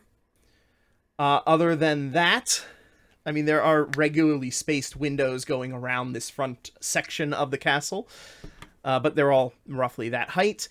As far as weak points, it's stone, so not really. Unless you had explosives, which I don't think any of you have explosives. No. Did I mention my tarot cards could actually... Right, cool. forgot to mention If that. you get the tower, you have to pull the tower. Yeah, So it's an explosion. then it explodes. I guess I get 3, right? So Mhm. I guess what can the enemies here do? I guess we're the guards in front of us. Like, what can they do?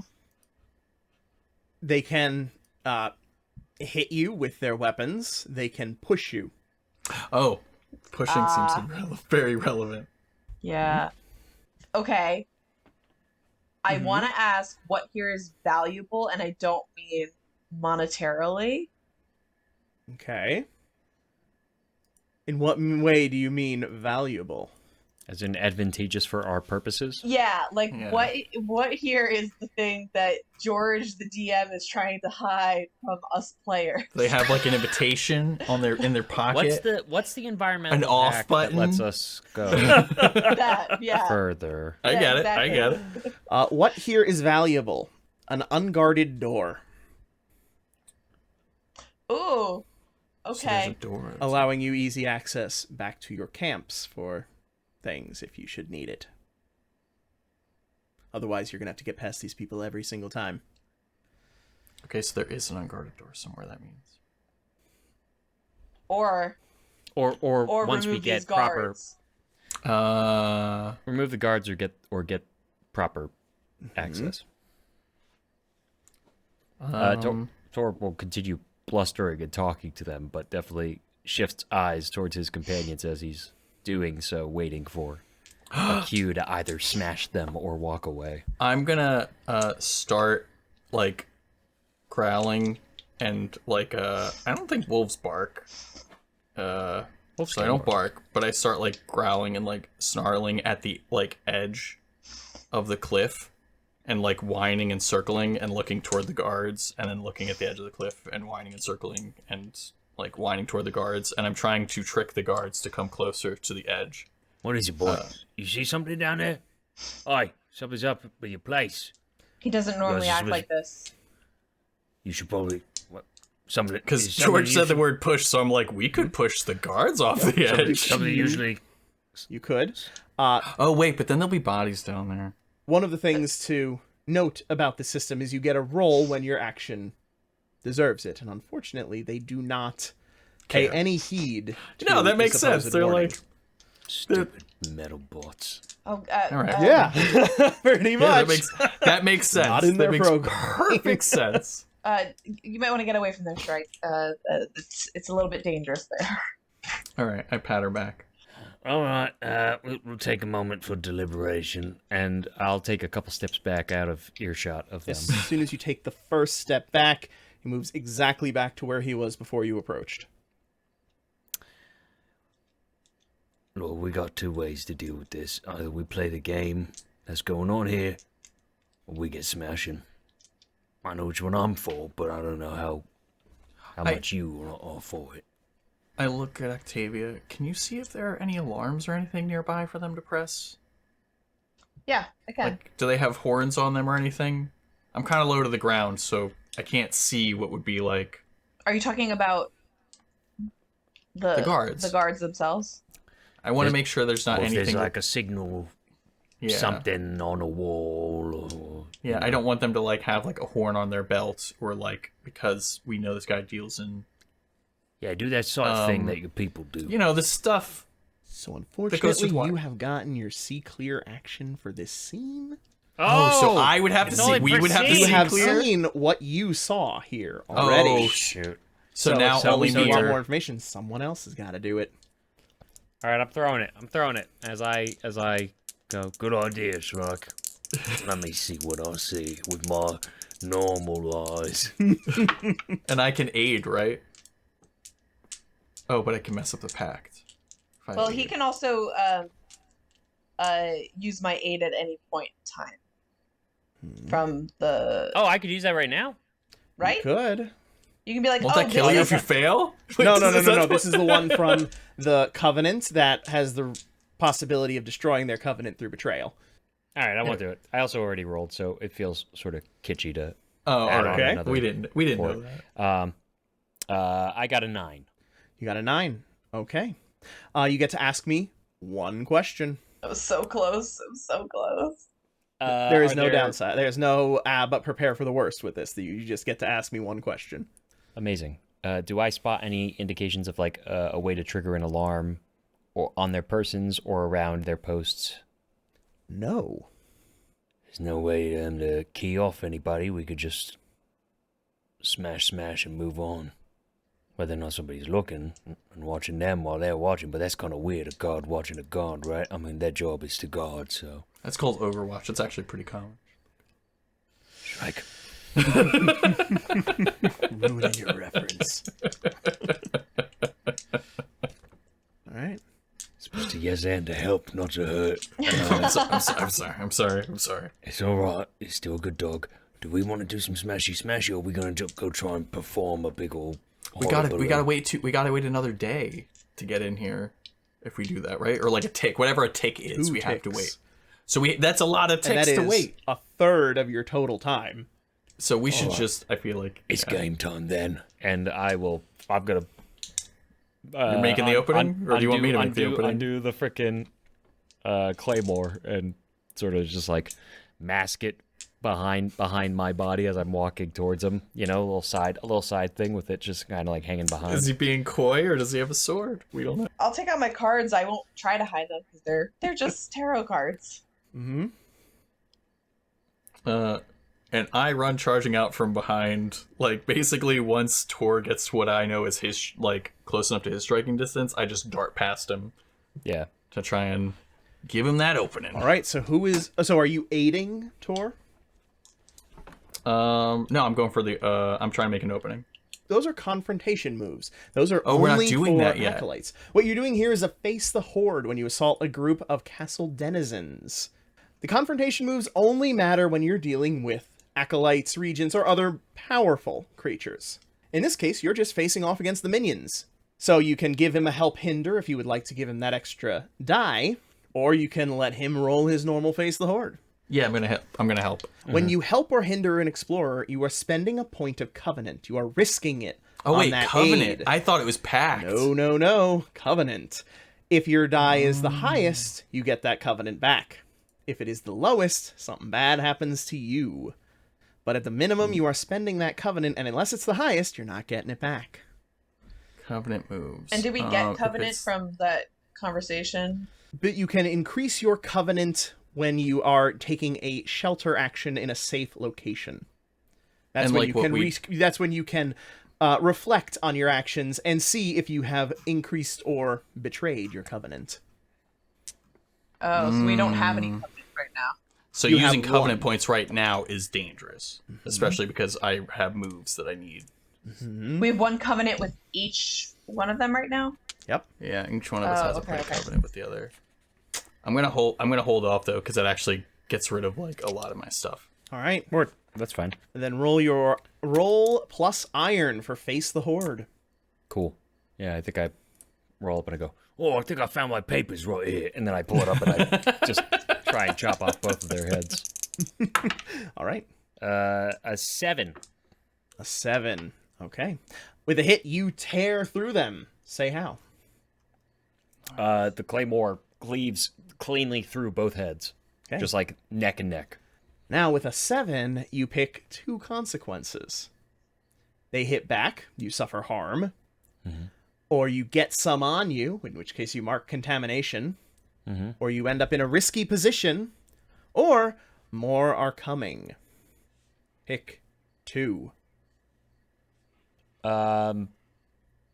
They hit back. I suffer harm, and I get some on me. Okay. So you take 1 harm, and you mark 1 point of contamination. When you mark 3 points of contamination, you have the opportunity to increase your blood, which will give you additional bonuses. So contamination isn't all bad. Okay. Cool. All right. But before you, the 2 guards do fall cleanly down. And as they do, there is no shower of blood.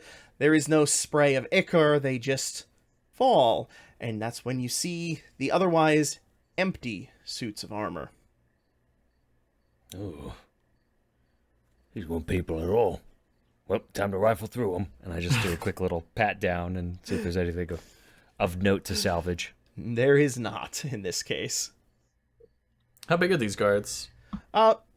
Slightly larger than human. Like a normal human would be able to fit inside of this armor. You think of what I'm thinking? Turning, yeah, sure. Wait, hold on. Poke 2 eye holes. Does that work? Does it work to, Disguise yourself? Is there a reason to? Is that a For thing me you to can do in basically this just game? salvage between the 2 pieces to, like, make myself look like I look like them. Tort, we're trying to sneak in. You're going to be the loudest thing. you absolutely We don't- can, and you'll we- get... We don't go to sneak if I'm the guard walking you through. Yeah, but we don't know if you're allowed to walk. Okay. At What's a minimum, if they come up and start asking questions, we just bop them on the head again and keep going. We're in the same position we would have been if we were just walking around. Would you rather them go, what the heck is that? Or would you rather them go, kill him? Okay. Let's do it. Chunk, chunk. Yeah. All right. Your concerns are valid. You put But- on you the you put on the armor. You can give yourself an extra armor box. Make sure that you note that if that one is destroyed, your disguise is destroyed. Got it. Makes perfect sense. Right. All right. Time to get our trial on. Now wait, I mean your trial on. Beep boop. is Shrike also in the armor? No, because he No, went no. between the 2. Okay. I was thinking about it, but he was like, I used the 2 pieces. I was like, that makes more sense that you would get a whole disguise out of whatever pieces fit you between the 2. Yeah, Oh, between okay, them, okay. you know, salvaging stuff to, like... We're taking her to the prison. Yes, the prison. We're both also very used to walking with 2 legs. These are trial participants. Pull open the door. All right. You go to the door which is unlocked. You push open the doors to reveal a vision of opulent splendor. Intricately carved stonework, punctuated with precious metals, covers the walls of this large chamber. What little of it you can see, at least. Hundreds of works of art paper the room, some so fresh the paint still glistens wetly in the well-lit room. Lanterns in abundance fill the room with light, but they give off not the warmth of fire or the sun, but a neutral, almost cold light. The multi-level chamber echoes with the sound of dozens of artists at their craft, painting almost in a fervor works fit to decorate any noble house. Art which displays greater skill than the so-called masters of the craft lays discarded on the floor, the work outstripping the pace with which they can be framed and hung. You enter on the 2nd floor, able to see down to the bottom level, and up 3 more through a large opening in the center of the room. Stairs along the periphery provide access to the other layers, and servants move quickly up and down the stairs, bringing empty pallets and broken brushes up, and fresh supplies down from above. 1 floor up, standing at the edge of an opening, and gripping the rail, you see him, Lord Winston Chilgrave. An older man, sliding gracefully into his elder years, long black hair shot through with silver cascades over his opulent attire. He stands proudly in a red silk tailcoat with intricate golden embroidery as he surveys the creative fervor surrounding him for but a moment before he turns to depart. Yes, oh man. Beep boop. And I'll close the door. So the people painting, do they look like they haven't like slept in like days and everything? I'm Go gonna ahead guess. and give me your C clear if you'd like. Oh man! And then you can ask me questions. You You're get one right. scene, so I mean, it's not a bad thing to.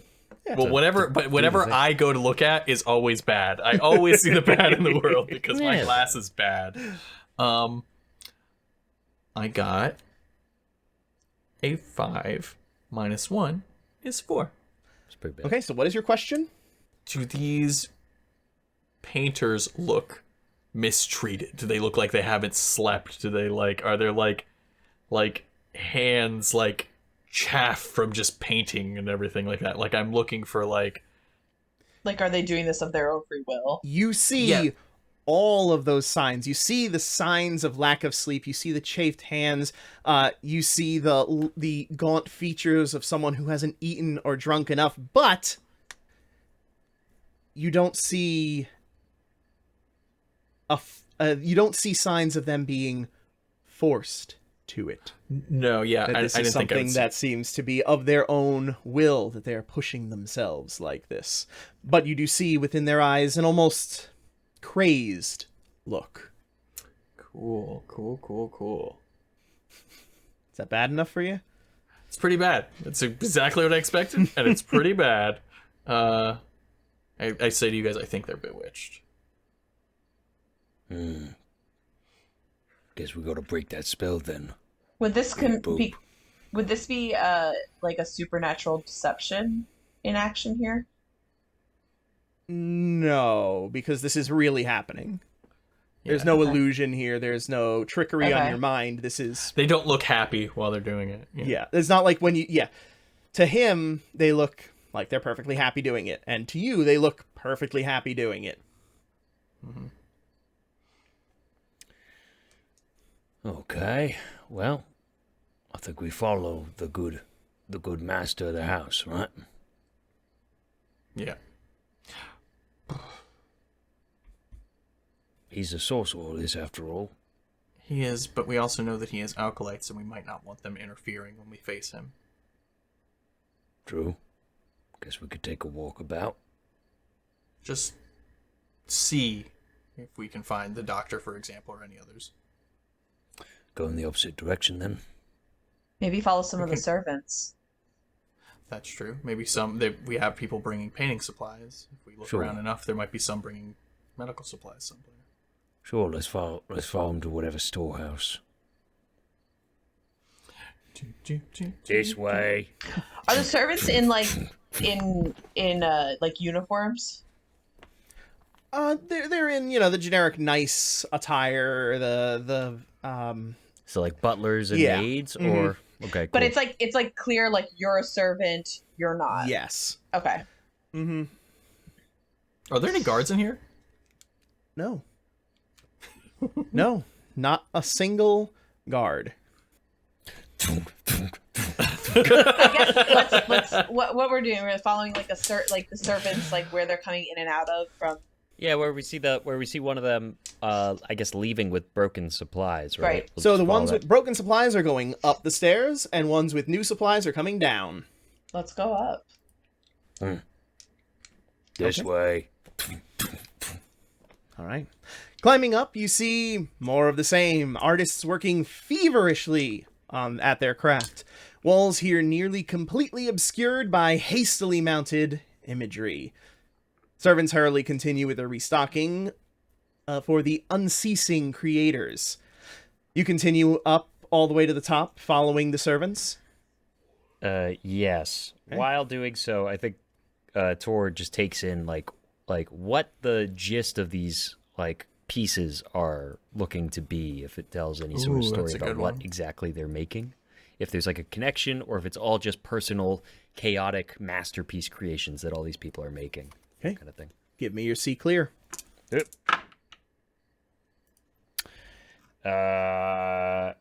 What is it? That's glass again? Mm-hmm. Yeah, it don't Yep. matter. 12.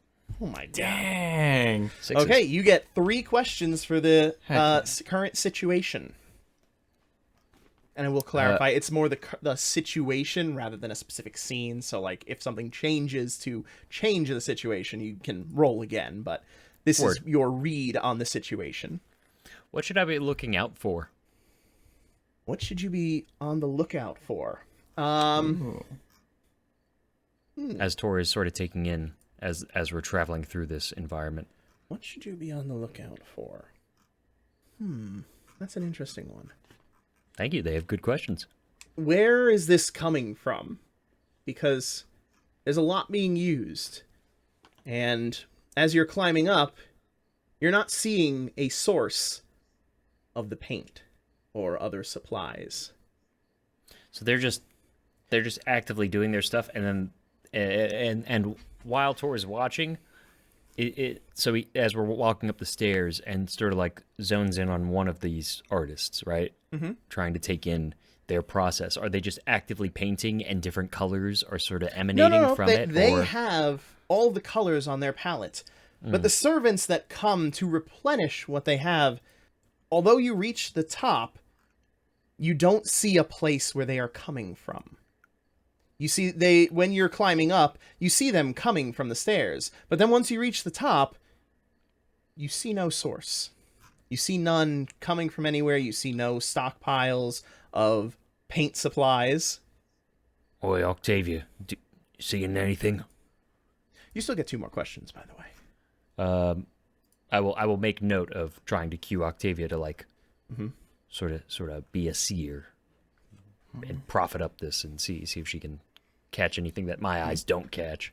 But is there any correlation between the creations? I'm also taking, as I get higher and I'm able to probably see a lot more of the art, is there like a great manifest of a whole bunch of these things that they're all sort of puzzle piecing into making? Or is it a bunch of individual, like, ridiculous pieces of artwork? Is there a, like, once you zone out, do you see like a bigger picture than if you're like, oh, that's a great piece, that's also a great piece? That's a very good question. You survey the paintings on the walls, you look at what's still scattered on the floor, and among those paintings, there is little rhyme or reason. You see some landscapes, you see some bowls of fruit-esque things. But then as you are looking at the canvases, you see some painters who are painting images of people or creatures. And then as you survey the walls and the floor, you see no examples of that art displayed. But there are other examples of art and of fruit and things of the like that are You sort see of everything else, but there are no images of any kind of creature that are actually displayed on the walls. But you do very clearly see some of the artists are painting such. some of the artists are actually painting like objects versus other artists are painting people. Mm-hmm. And the ones that are painting people, you see no examples of their art on the walls or the floor anywhere but on the canvases. So there's no resemblance of what they're painting to like themselves. Nope. Or interesting. What does that mean? That's my third question. What does it mean?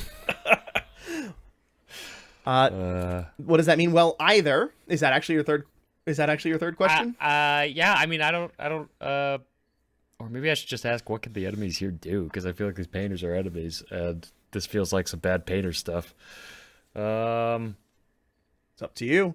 Yes, girl. Or you'll find out they can't do anything. Right. But either way, you get an answer. Yeah, I'll just follow my gut. What does that mean, George? What does that mean?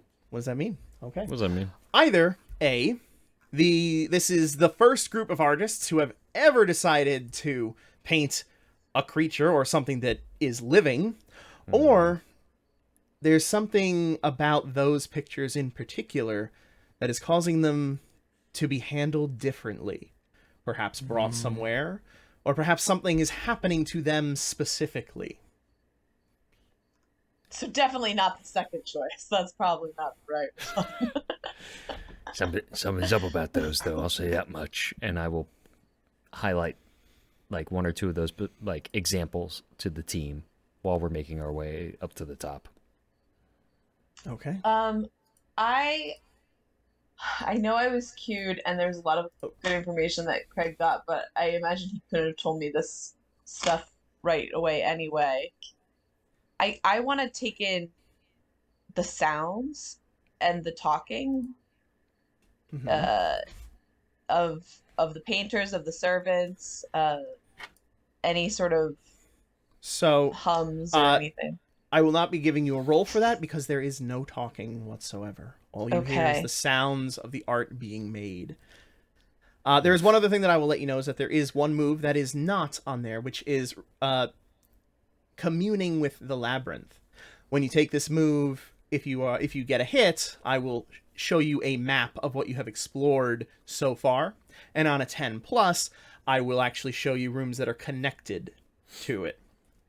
Well, I'll show you rooms that are connected to it regardless, but you can also choose to see hidden rooms or what direction to go to find the next acolyte. I would like to do that. Yeah, good call. You roll Great plus call. contamination. When you I do don't have that. any contamination. So you get a plus 0 to that, right? Mhm. So you're just So rolling raw. So you submerge your mind into the castle around you to try to get a feel for the surrounding area. and I don't have anything like that for my nothing helps me with that for my class or my person, right? Okay. Nope, not to my knowledge. I don't know. I don't think so. We'll see. Please. I rolled a 5 and a 1. Dang. That's a 6. I was like 5. What? Yeah. No consequence on a miss. You just do not, unfortunately, delve into the castle successfully. Okay. Can I? Then can I do some looking around? I would like to see Yes. like Are you doing it on the way up or once you reach the top? I am just honing in on specifically the servants that are going up, the servants that are going down, and mostly their pathing. Give me your see clear roll. That's a 12. Okay, you get 3 questions. Okay. Are the people who are the servants that are leaving with the used supplies and the servants that are coming with the new supplies, are they entering and leaving from like whatever that same location is? They are all going up to or coming from the top floor. But you do not know where specifically they're coming from because once you arrive at the top floor, there is no activity from said servants. Does that mean, I don't know, you can tell me if this is a second question or not. Does that mean that like they just stop moving? Like what does that mean exactly? Like This would be a second question. okay. And what that means is you get to the top and you see no servants on this level. So even if we were like following one of the servants, they just You disappear? reach the top of the stairs and they are no longer there. Okay. I guess my third question is, do I see or does it feel like we passed through some sort of perimeter or like arcane barrier or some sort of something like that? No. Does your illusion thing do anything? Because you can like see through illusions and stuff, right? I can ugh. What does it True do sight, exactly you can always recognize an illusion or supernatural deception as what it truly is. Okay, then in that case, you can recognize that the servants are not what they appear to be. There is some kind of supernatural deception about them. They are not they are not an illusion, but there is something masked about them. Okay. Do I see what they truly are? Does it tell you that you see what they truly are? As what it truly is. What it truly is, you can see that it is literally a bundle of force that is given a semblance of that shape, and then once it reaches the top, it just vanishes because the force dissipates. Including the Yes, including items. including the items. So the castle's manifesting the items. That seems logical. So I think that this castle itself might be some sort of living entity. looking around, do I see the path that the Chilgrave went? So he was on the 3rd floor. So, so he was further one floor. No, he was one floor up from where you were. And when you reached that floor, you did not see anything. You were making your way all the way to the top, following the servants, based on your description of your actions. Are there other pathways, or is it just that? When you reach the top, at the top, a door sits partially obscured by hanging art. As well, amidst the chaotic spray of colorful works, a single large portrait lies uncovered, depicting the lord of the castle, Winston Chilgrave. And that's the only route that we see at this time. Correct. On this level, yes. Well, in the other levels, there could be different ways to go. Possibly. Well, do we want to backtrack? Check on the 2nd floor before we start following the old master? I would like to get rid of the doctor now. Not opposed. Octavia? Yeah. Wrong way, this way, beep boop. And I start making our way back downstairs. I look around. No one's paying attention to us, right? No one's paying any attention to you. Perfect. But it's free armor, so I'm not going to argue. Tor, you know that they never said boop, right? We didn't talk to him that much, so I'm just taking. I mean, you talked to him you talked quite a bit to them. I talked quite a bit. You're Yeah. right. I did. So he would know. What I really meant was. So Tor probably heard them say beep boop. And they said beep boop to you? I mean, I only heard really the initial conversation. Then while you were looking around, I was just talking at them, and they were just sort of look. I'm just taking some creative liberties here, and I'm assuming I'm gonna get jumped as soon as anybody actually acknowledges me. So I might as well just commit. So I'm committing. Beep boop. I like that I gave you the out, and you don't have the mercurialness to just take it. You were just like, no, I knew that. Right. No, I didn't. I mean, I really didn't hear it, but I think that they would have. I know I was talking. Yeah. All right. So, up at the top floor, the 5th level, is where you found the door and the portrait. You head down a floor, and you see a room with a level without any obvious exits, just a very thick layer of paintings on the wall. You go down another layer. Do you do anything here? No other routes here. Just a whole bunch of these paintings. Though I'm saying these people and creature paintings, those are wicked stuff. We gotta be careful about that. But no, I think keep going, right? Do we want to grab some of those paintings? I don't know. I mean, I don't know what's up with them, but it's definitely something castle related. And if we're thinking that this castle's like manifesting stuff, and those are the only odd paintings in this whole place, there's something messed up about them. Like maybe they're trapping things or making things or whatever. I don't want to. If we can make less mess, I'm for it. What do you think, Shrike? I don't know. I agree that these things are almost certainly going to be a problem. I just don't know if it's worth taking them versus just leaving them be and trying not to mess with them. Unless we have an idea of what we would do with them, then yeah. Well, am I right to say you're thinking that these might be manifest into life, these paintings? Possible, or it's people who were chosen, right? And then they started doing their nasty little painting thing, and then they just got sealed away in them or something. Maybe it like has that. something to do with like evil has to come from the hearts of men, and so artists have to manifest these creatures into being before it can actually be. I don't know. All I know is this guy's up to no good. Well, I'm thinking if you think there's a chance that these could become enemies to come after us at some point, taking them, we could potentially destroy it before it becomes manifest. I just don't know if we're also hurting potentially innocents.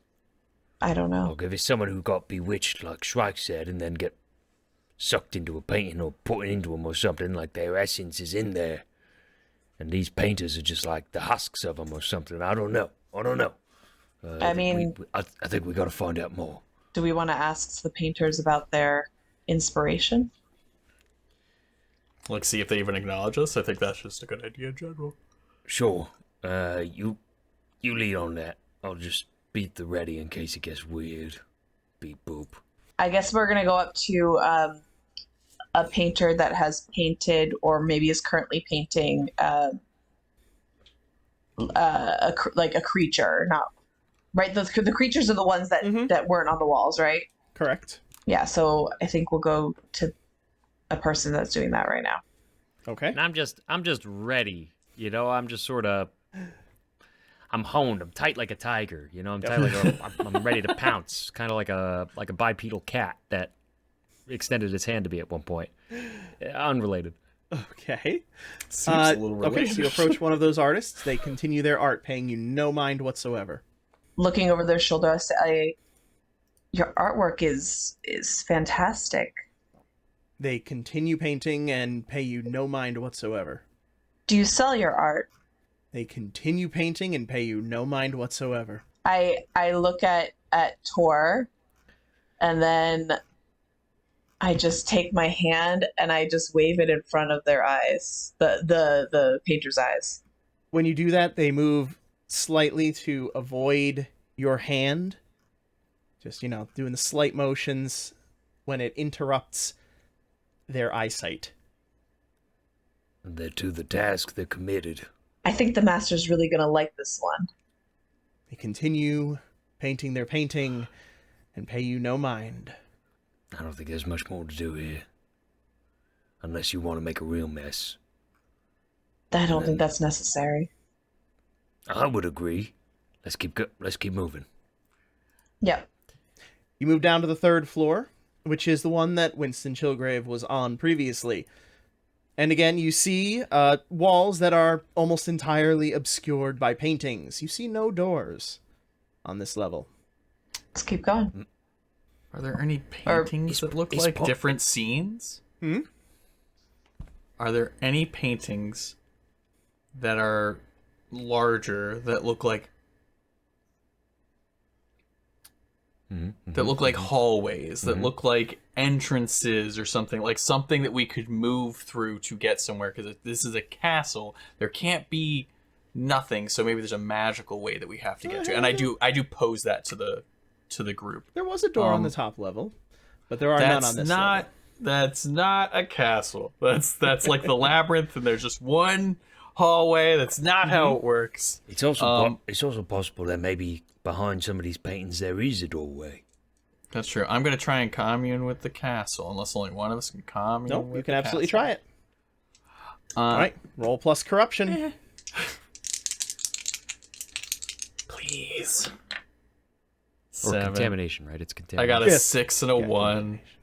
Got a 6 and a You got 1. That is a 7. As Does you that delve fail? into the castle yourself, you begin to get a better understanding about the ward. And I will show you the room and the rooms that they are connected to. Unfortunately, without a 10+, I will not be marking down any hidden passageways, and you don't get to know the direction toward the acolyte.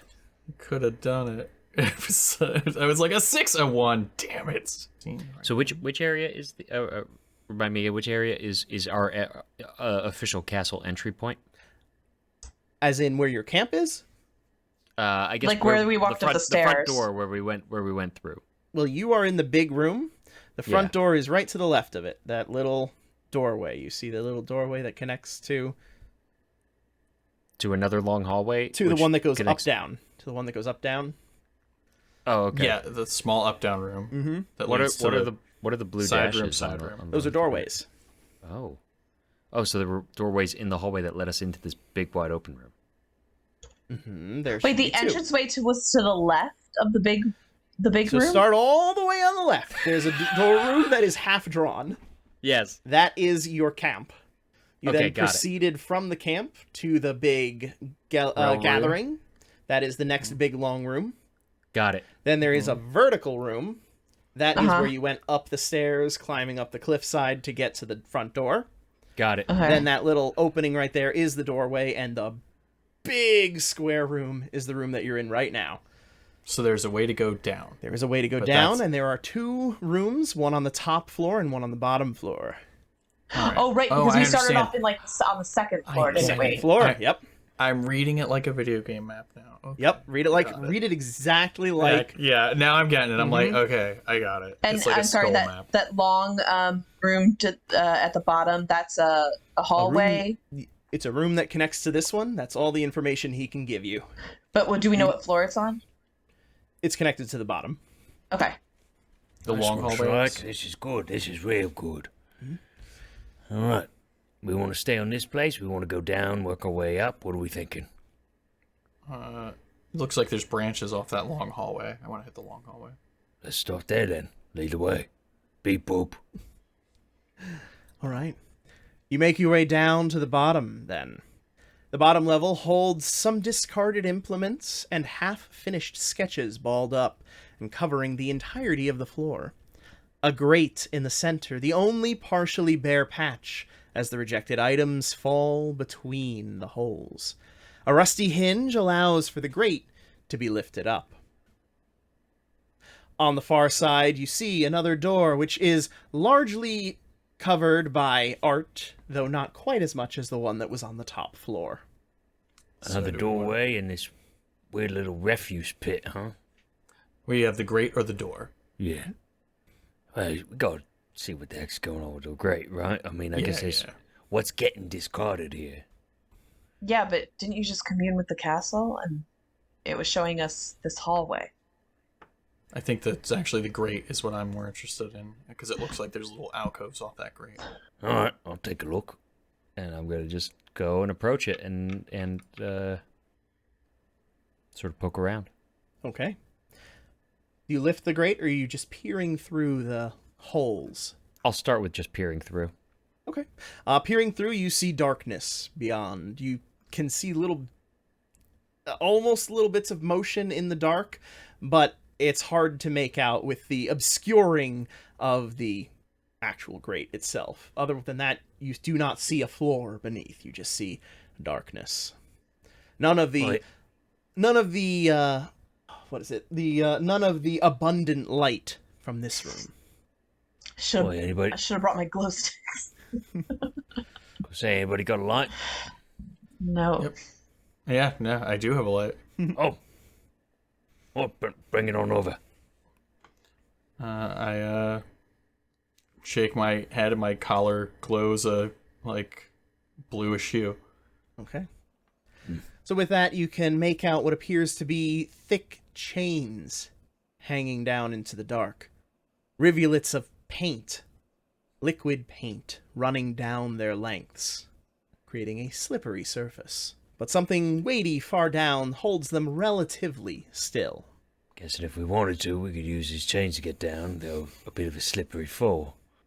I could always just check and see what's down there and head back up. Sure. Be a quick little run. Nah, you know what? Down Let's and not up. do that. I'm in. Hold on a second. Let me just open this grate. I mean, they're slippery, so I'll go I this. don't know how you plan on getting back up. Oh, I'm not going to use the chains. How are you going to get back up? All right, Shrike, you're a natural climber. Yeah. I just go to a nearby pillar and I run up it and then jump off of it. I can. It says here, what's it say? Yeah, And again, George, this is your interpretation. I can climb on walls, run on water, or leap dozens of meters. Okay. So you know how vampires and stuff run along walls and stuff. I'm imagining it's a very similar thing where I'm So it's him- I have spider climb. I just Being able to basically down the down the whatever thing, My concern is that there's something down there. I didn't have that concern until I saw George's look, so I don't necessarily want to metagame, but at the same time... Shrike, if anything's down there, I got you. Yeah, and you know what? These I chains are assume there slippery, so you is guys can someone get down down there really fast. You guys will get down there so fast. on the Exactly. I'm slippery coming. chains. I'm coming down. Nothing's stopping me. That's my concern, yes. Just make sure whatever's down there, if it's a problem, is under me when I come. All right. I guess I'd like to take a look before you go down there. See if I can see anything in the. Ah, where's In the the fun dark. in that? Yeah, come on, take a look. We should all look down this pit. Yeah, you're not seeing much more than that until you open it and actually start looking around the sides. You're not going to get much more information other than chains with paint running down. How about I crack it open? take a closer look, huh? You're gonna be going down anyway, right, Shrike? Oh, yeah, well, I'm gonna go down now. Yeah. So, I'll just run. pull open the hatch or whatever it is. Probably just leave it open in case you gotta get down. Okay. You open it, and with the additional clearance, the able to get at better angles, you can see that on one wall, about 20 feet down, an old iron doorway on a very small platform. Ooh. We gotta go on that platform. Can we see what's weighing? Is that what's weighing? Is that what the That is chains not are? what's weighing it down. What is weighing it down is far enough below that it is still shrouded in darkness. And none of us can see in the dark. If that's not a power, it very intentionally is my assumption. You got a couple spare collars, right? We could throw one of your many lit up collars. It's one of the 2 items I got to have. It's the only one that isn't food. I'm keeping this collar. All right. I know how you feel about your collars. All right. All right. Well, I think Well, if the plan is just to go to that thing, I'll at least get to that platform, right, Shrike? yeah, I'll go ahead so that way if anyone is in danger, I can like try and help them. But I go on ahead. You just bark and I'm coming. I'll get to the platform and I'll see if I can. I'll see if that place is safe at least. I was initially gonna go all the way down, but no, I'll just go to where we're planning to go. Okay. So what is it you're doing exactly? I was thinking I was just gonna like run down the wall and then run to it, but then There is no wall that's right there.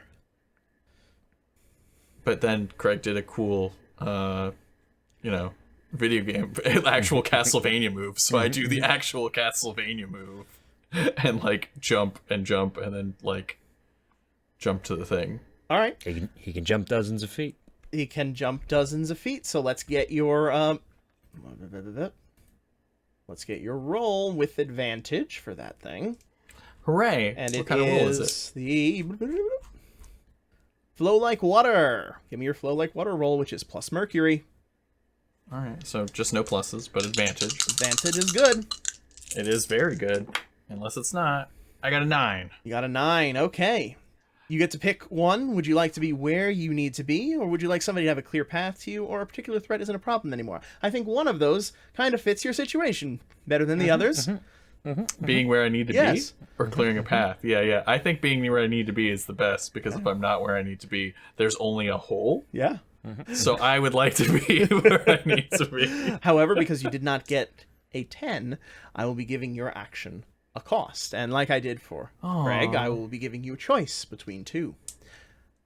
As you are leaping here, gracefully leaping off of these hanging chains with your inhuman agility, the paint is proving a hindrance.